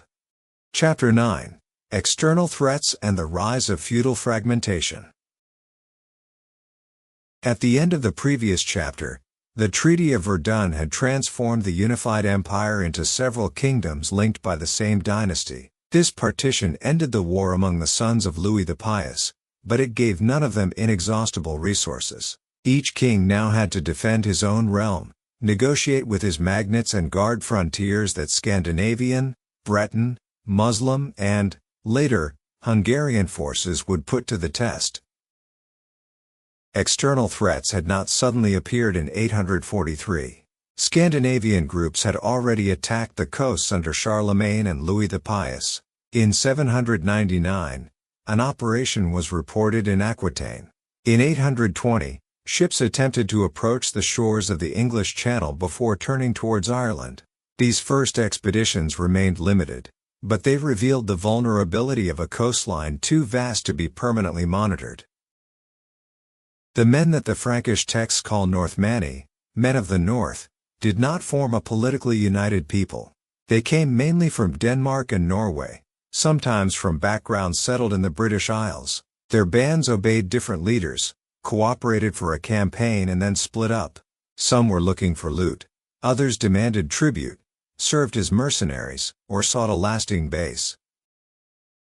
The word Viking can also deceive if it transforms all Scandinavians into professional warriors. Many northerners were farmers, merchants, artisans or navigators. Expedition constituted an activity, not a permanent identity of the whole society.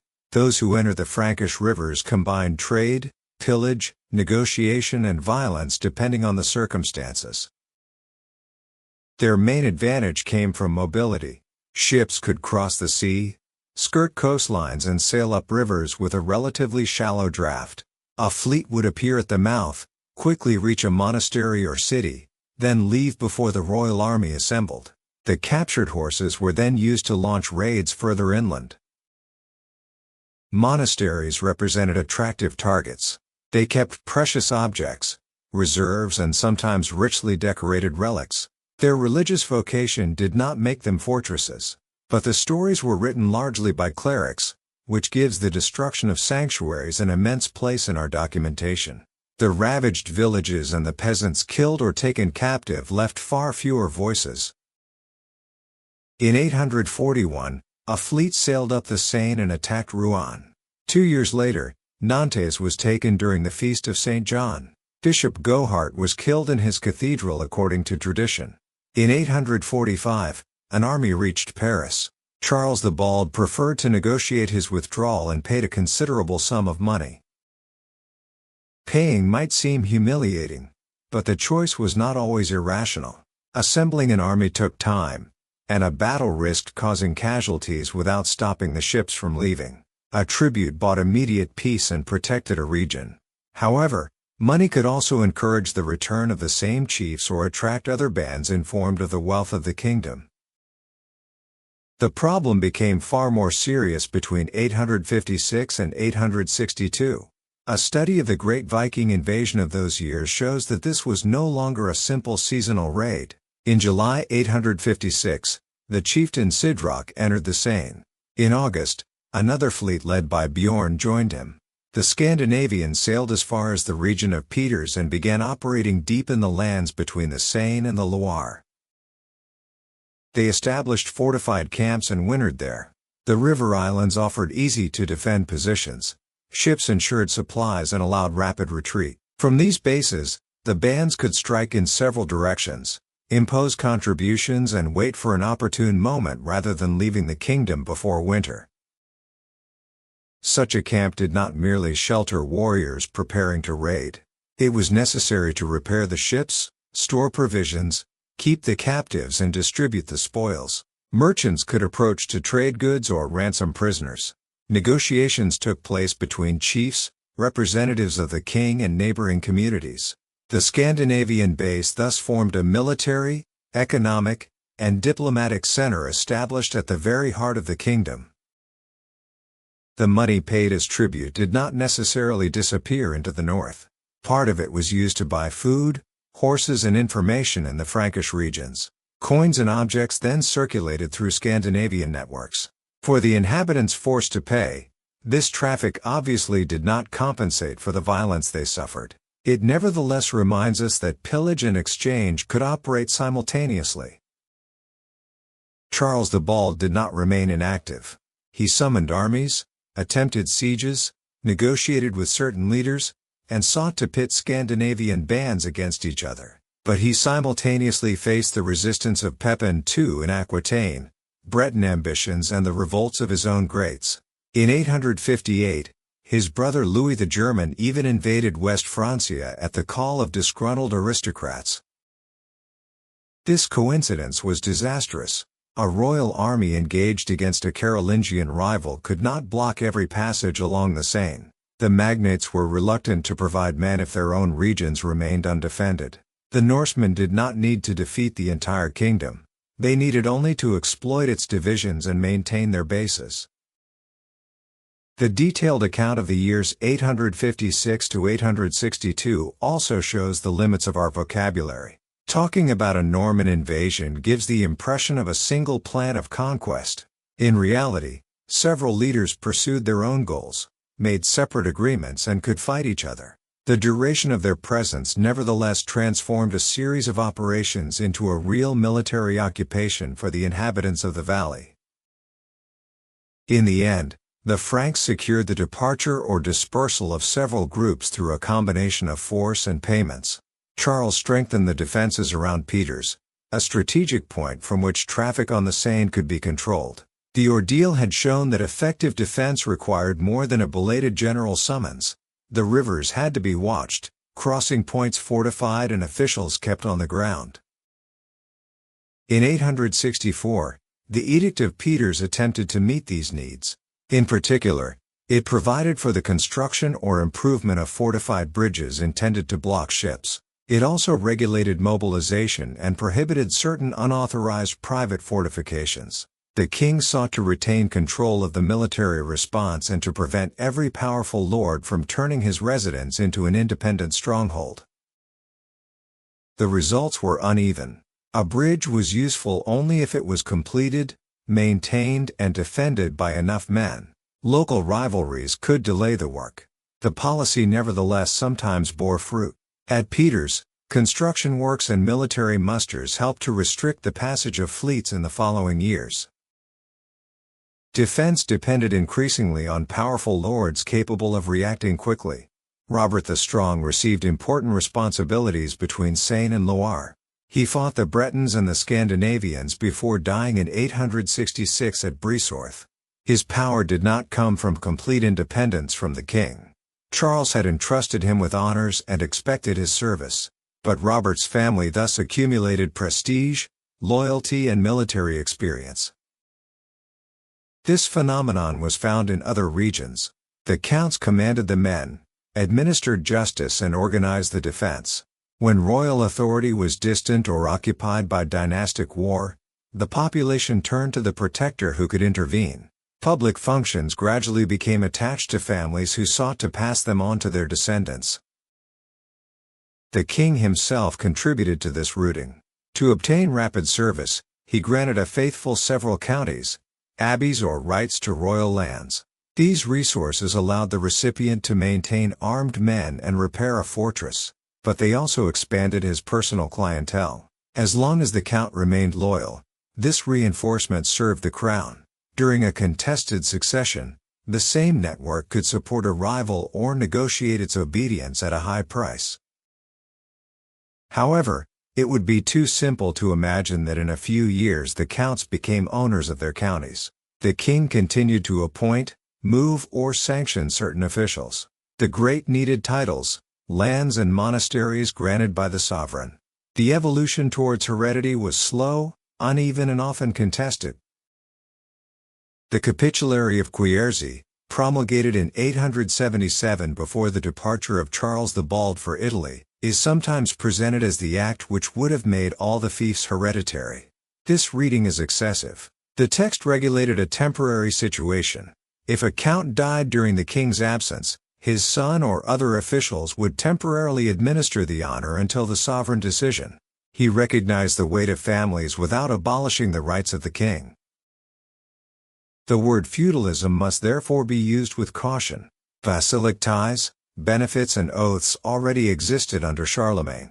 What changed in the 9th century was their combination with the weakening of royal shares, the entrenchment of aristocratic families and the need for local protection. There was not a specific day when the Carolingian state disappeared to give way to a completed feudal system. The fragmentation was also seen in the fortifications. Faced with raids, cities repaired their walls, monasteries moved their relics and refuges were set up. Certain fortresses were authorized by the king. Others arose from local initiatives. Whoever controlled a defended place could protect, but also impose rights, demand services and dominate the surrounding area. The threat was not just Scandinavian. In the West, The Breton sovereigns took advantage of the Frankish divisions. Nomino then Arispo extended their authority. Charles the Bald had to negotiate and recognize Arispo as a royal position in 851. The alliances varied. Bretons and Scandinavians could fight each other, but also jointly exploit the weakness of a Frankish adversary. In the Mediterranean, Muslim groups from Al-Andalus or North Africa carried out raids against coasts and islands. They established bases in certain regions, notably later in Fraxinet, in Provence. Christian sources often call them Saracens, a general term that masks the diversity of their origins and goals. From the end of the 9th century, the Hungarians in turn appeared on the eastern borders and in Italy. Very mobile horsemen, they exploited the open roads between the Danubian plains and the west. Their incursions belong mainly to the 10th century, but they continued the feeling of encirclement born from Scandinavian and Mediterranean attacks. The Vikings themselves adapted to political changes. In 885, a huge fleet appeared before Paris. The city, located on an island and protected by bridges, resisted under the leadership of Bishop Gozlan and Count Odo. The siege lasted for many months.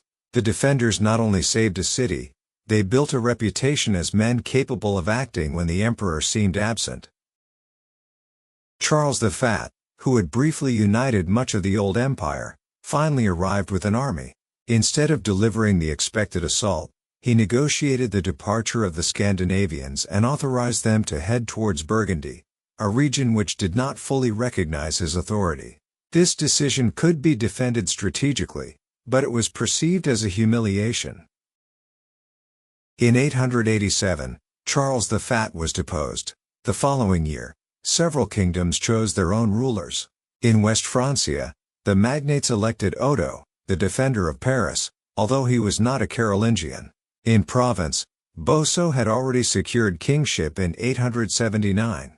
Royal birth did not cease to confer legitimacy, but the ability to defend a kingdom became a decisive qualification.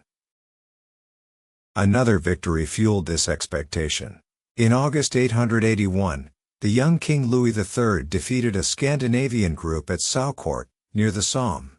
The event was celebrated in the Song of Louis, a poem composed in the Frankish language. The text transforms the battle into a Christian drama. God allows the test, the king prays, fights and receives victory. The poem should not be read as an exact report on tactics or manpower. It shows how a society gave religious meaning to war. The Scandinavians become the punishment for sins, while Louis appears as the king whom God chooses to protect the people. The military victory remained limited, but its memory offered the image of the sovereign that the times demanded. The use of a Germanic language is also remarkable. Like the Oaths of Strasbourg, the Song of Louis reminds us that Carolingian political culture was not expressed only in Latin. An event occurring in West Francia could be celebrated in a language understood in Frankish circles beyond territorial divisions. Kingdoms separated without immediately producing closed cultures. For local communities, the raids brought immediate and tangible dangers. When a fleet approached, precious objects were hidden. Herds were driven away from the river and relics carried to places of refuge. Some communities temporarily abandoned their settlements.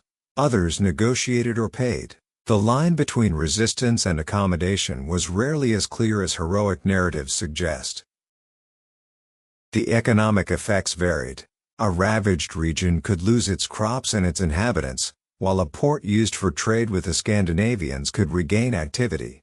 The invaders spent part of the precious metals received as tribute. Plunder destroyed, but Scandinavian networks also linked Western markets to the North Sea, the British Isles and beyond. In the longer term, some groups sought to settle. In 911, King Charles the Simple reached an agreement with the Scandinavian leader Rollo. He received authority around the Lower Seine in exchange for baptism, loyalty and the defense of the territory against other Vikings. The details of the Treaty of St. Clair-sur-Epte are known from late sources, but the installation of Norman power is very real. The future Normandy was not born from a complete replacement of the population. Relatively few Scandinavians integrated into an already inhabited country, adopted Christianity and the Romance language, while retaining a memory of their origins. Royal power thus transformed certain invaders into guardians of the border. This settlement encapsulates the transformations of the age. Unable to provide direct defense everywhere, the king recognized a local leader, granted him territory and expected service in return. The agreement could strengthen the kingdom, but it also gave the new prince a territorial base that could be passed to his heirs. Protection generated local authority. What we conventionally call feudal fragmentation was therefore not merely a consequence of the attacks. Civil wars, divisions of inheritance, aristocratic ambitions and poor communications had prepared the ground. External threats accelerated the process by making nearby defenders indispensable and conferring on their families prestige that the court could not ignore. Nor should we confuse fragmentation with absolute chaos. The kings continued to convene assemblies, mint coins and issue diplomas. Bishops maintained networks that transcended borders. Powerful counts could loyally serve the sovereign. Public authority was not extinguished. It was shared, negotiated and exercised at several levels. At the end of the 9th and beginning of the 10th century, the former Carolingian world therefore presented a paradox. Never had the memory of Charlemagne, the Christian empire and good government been so prestigious, yet real power increasingly belonged to a plurality of kings, princes, counts, bishops and castellans. The Scandinavian fleets alone had not destroyed the Carolingian Empire. They had revealed its distances, exploited its divisions and accelerated the rooting of local powers. The victories of Saucourt or Paris showed that resistance was possible, but they also elevated regional defenders to the rank of contenders for power. From this long crisis emerged new principalities and new dynasties. The Robertians, descendants of Robert the Strong and Odo, would one day displace the Carolingians in West Francia. In the east, other ducal families strengthened their authority. After an age of invasions and fortresses came an age in which kingship itself would have to be redefined among these rising powers. The end of Carolingian unity was therefore not the end of its legacy, but the beginning of several new political histories. Chapter 10: The End of the Dynasty and the Dawn of a New Age. At the end of the previous chapter, invasions and local defense had given rise to new dynasties. The descendants of Robert the Strong protected the Seine Valley, commanded counties and controlled great abbeys. They still served the Carolingian kings, but their military prestige now allowed them to compete with the dynasty they served. The end of the Carolingian line therefore did not come as a sudden disappearance. It took the form of a long alternation among several families capable of claiming kingship. In 887, Charles the Fat was deposed after briefly uniting much of the former empire. No adult Carolingian seemed capable of immediately governing West Francia. The magnates then chose Odo, Count of Paris, whose resistance against the Vikings had made him a celebrated defender. He was crowned king in 888. The election of Odo did not mean that Carolingian heredity had lost all value. Charles the Simple, posthumous son of Louis the Stutterer, was still a child. Several aristocrats considered him the natural heir. In 893, Archbishop Fulks of Reims had him crowned, while Odo still reigned. West Francia thus had two competing kings. The conflict lasted several years, mixing campaigns, negotiations and changes in loyalty. Odo failed to eliminate Charles, and Charles could not immediately overthrow Odo. Before dying in 898, the Robertian king finally recognized his rival as successor. The crown went to a Carolingian, but after having depended on the agreement of a king belonging to another family. This episode shows that medieval succession did not follow a single rule. Royal blood mattered, but it wasn't always enough. A child, an absent prince or a man incapable of defending the kingdom could be dismissed. Conversely, the election of a great one did not eliminate the symbolic rights of the dynasty established since Pepin the Short. Charles the Simple reigned for nearly 30 years, but his authority varied depending on the region. In 911, He concluded the agreement with Rollo, which allowed the installation of Norman power around the Lower Seine. The same year, after the death of the last Carolingian in East Francia, Charles extended his influence to Lotharingia. For a time he seemed to restore some dynastic prestige. His government, however, aroused growing opposition. Charles placed great trust in Hagano, a man of relatively modest rank in the eyes of many magnates. Aristocrats feared losing access to honors, estates, and royal decisions. The conflict concerned more than the personality of a favorite. It revealed that the king could not govern without respecting the balance among the leading families. In 922, a coalition rose up and elected Robert, brother of Odo. Charles refused this new royalty. The following year, the two camps clashed near Soissons. Robert was killed during the battle, but his army was not destroyed. The death of the elected king did not restore victory to Charles. Herbert II of Vermandois then lured Charles into a trap and held him prisoner. The Carolingian was to remain captive until his death in 929. Herbert used the captive king as an instrument of negotiation, sometimes making him appear when he wanted to exert pressure on the new government. The descendant of Charlemagne was no longer master of the magnates, he became the hostage of one of them. After Robert's death, the aristocrats chose Rudolph, Duke of Burgundy and son-in-law of the late king. His reign, from 923 to 936, was devoted to struggles against the Vikings, aristocratic rivalries and the search for balance among the principalities. Rudolph failed to establish a lasting dynasty. When he died, the magnates turned once more to the Carolingian family. The son of Charles the Simple was then living in England, where his mother Egifu had taken him. This origin later earned him the nickname Louis from overseas. In 936, Hugh the Great, son of Robert and nephew of Odo, participated in his return and his coronation. The most powerful of the Robertians could claim the throne, but he preferred to bring back a Carolingian whose government he perhaps hoped to control. Louis IV, however, was not prepared to remain a nominal king. He sought to reconstitute his domains, intervened in Lotharingia and opposed Hugh the Great. Alliances changed frequently. The king relied on his Ottonian kinship through his wife Gerberga, while Hugh also maintained relations with Germany. The politics of West Francia were inseparable from those of the former Carolingian world. In 945, Louis was captured by the Vikings, then handed over to Hugh. His release required concessions, but the king received the support of Emperor Otto I and several bishops. Hugh was subjected to strong ecclesiastical and political pressure. Once again, neither side could eliminate the other. Carolingian royalty retained a dignity that even the most powerful prince had to take into account. Louis IV died accidentally in 954, after a fall from his horse. His son Lothar was only around 12 years old. He was nevertheless crowned with the agreement of the magnates. Hugh the Great retained a dominant position until his own death in 956. Then his sons, notably Hugh Capet, inherited Robertian honors and networks. Lothar's reign was more active than a simple narrative of continuing decline would suggest. He sought to impose his authority in Lotharingia and came into conflict with Emperor Otto II. In 978, he launched a surprise attack on Aachen.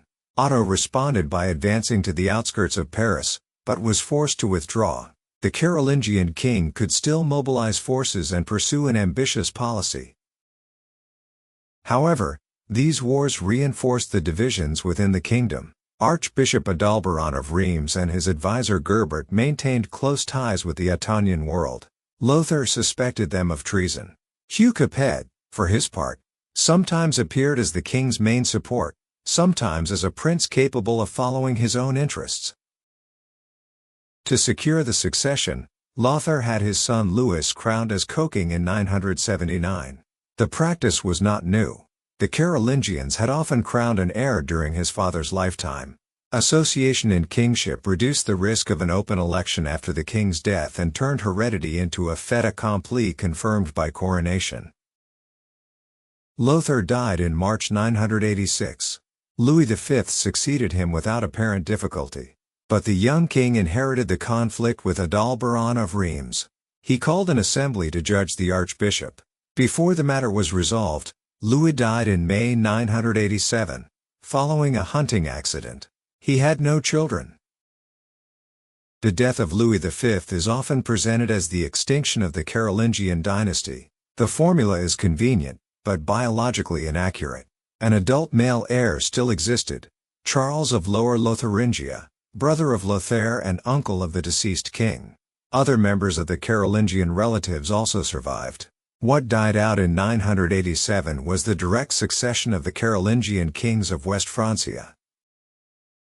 Charles possessed a strong hereditary claim. He was the son and grandson of kings, and the adult representative of the House of Charlemagne. Yet his political position was unfavorable. He had received the Duchy of Lower Lotharingia from Emperor Otto II and could therefore appear dependent upon a ruler foreign to the Western Kingdom. His relations with Queen Emma, his brother's widow, and with the Archbishop of Reims were deeply hostile. His rival was Hugh Capet, the son of Hugh the Great and nephew of Kings Odo and Robert. He controlled important lordships and offices between Paris and Orléans and bore the title Duke of the Franks. His family had provided kings, defended the kingdom against the Vikings and exercised almost royal authority for several generations. Hugh was not a new man emerging from outside the Carolingian order. An assembly of greats meets to choose the sovereign. Adalberon of Reims played a central role.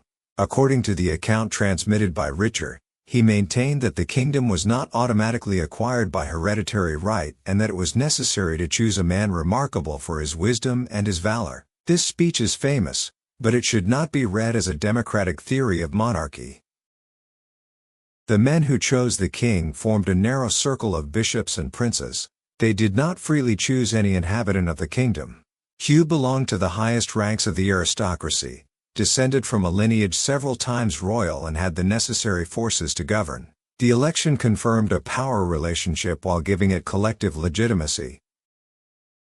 The study of election and heredity under the Carolingians shows that the two principles were only opposed in theory. In practice, they complemented each other. Birth designated a circle of possible candidates. The agreement of the magnates recognized the one who could exercise the office. The coronation gave this choice a religious dimension and transformed the elected prince into a consecrated king. Sacred power did not automatically make the dynasty untouchable. The anointing placed the king in a special relationship with God and imposed duties of justice and protection. But several families could receive the coronation. Odo, Robert and Rudolf had been consecrated kings without belonging to the Carolingian lineage. Hugh Capet could therefore be part of a tradition already open in the 9th century. The coronation combined gestures, prayers and objects that made the transformation visible. The candidate promised to protect the church and do justice. He received the anointing, the insignia, and the crown. The assembly cheered him. The exact rites evolved and our descriptions do not allow us to reconstruct every detail of 987, but their logic was clear. The man chosen by the magnates became the king charged by God with a particular ministry. This consecration created continuity beyond families. Hugh did not receive a Capetian coronation opposed to the Carolingian coronation. He was introduced into the same Christian concept of kingship. The dynastic rupture therefore used the religious language of the order it replaced. This is also why Charles of Lorraine could not simply invoke his blood. The crowned candidate now possessed his own sacred legitimacy. Hugh was elected, probably in Senlis, then crowned in Noyon at the beginning of July 987 by Adalberon. The exact details and chronology of the assemblies remain debated. What matters is the combination of acts: agreement of the magnates, acclamation and ecclesiastical consecration. No single element was entirely sufficient on its own. The new king knew that his success remained fragile. A few months later, at Christmas 987, he had his son Robert crowned. Officially, the association could be justified by the need to prepare an expedition and to ensure the government in the event of misfortune. In reality, above all, it reduced the risk that, upon Hugh's death, the adults would choose another family. This gesture was decisive for the future Capetian continuity. The first Capetians regularly had their heirs crowned during their lifetime. The election did not disappear, but it became more and more a recognition of the son already associated. Little by little, heredity, primogeniture and the indivisibility of the kingdom ended up reinforcing each other. In 987, however, nothing guaranteed another 3 centuries of Capetian succession. Hugh's personal domain was concentrated around Paris, Orléans and a few other possessions. Great princes, the Dukes of Aquitaine and the Counts of Flanders, Anjou, Blois or Toulouse, had considerable resources at their disposal. Some could deal with the king almost as an equal. Limited domain did not mean powerless royalty. Hugh controlled roads, palaces, prestigious abbeys and links with bishops. He could convene a court, arbitrate disputes and use the prestige of the royal title, but he did not have everywhere agents capable of immediately carrying out his decisions. His authority was strongest around his possessions and elsewhere became a negotiated relationship with princes. This apparent weakness would favor a long-term strategy. The first Capetians could not conquer all the principalities in one generation. They had to maintain the dynasty, avoid divisions, enter into marriages and intervene when circumstances permitted. The continuity of the royal name gradually became as important a resource as a great victory. Charles of Lorraine did not accept his exclusion. He captured Laon and rallied several of Hugh's adversaries. The struggle lasted until 991. Charles was finally captured with his family following the betrayal of Adalberon, Bishop of Laon.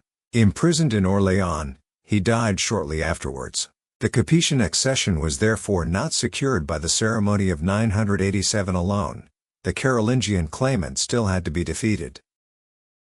The new dynasty retained much of the previous heritage. Hugh held the title of King of the Franks, governed with bishops and greats, issued diplomas and protected monasteries. He created neither an entirely new administration nor an already centralized kingdom of France. The change in family was real, but institutions and representations evolved slowly. The break was clearer in the geography of power. Charlemagne had commanded a continental empire. Hugh directly controlled a relatively limited domain. His authority over the major principalities was based on negotiation, kinship, loyalty and the prestige of the coronation. Royalty had to rebuild its power from a narrower center. The development was not identical in other parts of the old empire. In East Francia, the Carolingian lineage had died out in the royal succession in 911, after the death of Louis the Child. Conrad I, then Henry the Fowler, had been chosen, paving the way for the Ottonian dynasty. In Italy, the crown was the subject of competition between several families before the intervention of the Germanic sovereigns. The year 987 was therefore not the complete end of the Carolingians across Europe. It marked the moment when their dynastic right ceased to prevail in West Francia. Charlemagne's family remained a prestigious reference, used in genealogies and legitimation stories. Even his replacements sought less to erase his memory than to attach themselves to it. To speak of a new era does not mean that a fully formed feudal era began in one day. Principalities, castles and lordly powers had developed gradually. The change of 987 gave a lasting dynasty to a still fragmented kingdom. The Capetians would transform this dynastic continuity into an instrument of political reconstruction. The extinction of the Carolingian line was therefore first of all an exclusion. Charles of Lorraine possessed the blood, but not the necessary alliance of greats and bishops. Hugh possessed power, royal ancestry and the capacity to receive the coronation. His success shows that medieval legitimacy was never a single quality. It was born from the meeting between birth, aptitude, consent, and consecration. With Louis V, the series of Carolingian kings of West Francia ended. With Hugh Capet began a dynasty which would give its name to a large part of French history. Between the two, there was not a void, but the entire legacy of a century of divisions, reforms, invasions, and local transformations. Charlemagne's empire had disappeared as a political unit. However, its manuscripts, its ecclesiastical institutions, Its ideal of Christian kingship and even its imperial memory continued to structure the West. The end of a dynasty did not erase the world it had helped create. This concludes our journey, which began with the ascent of the Pippinids in Austrasia. A family of palace mayors had overthrown the Merovingians, united much of the West, and restored the imperial title. Their heirs then divided this realm, resisted invasions and gradually gave way to new powers. The dawn of the Capetian era was neither an absolute restart nor a simple continuation of the past. It was born on the ruins and in the memory of the Carolingian order. The world was changing dynasty, but it continued to live for a long time in the shadow of Charlemagne.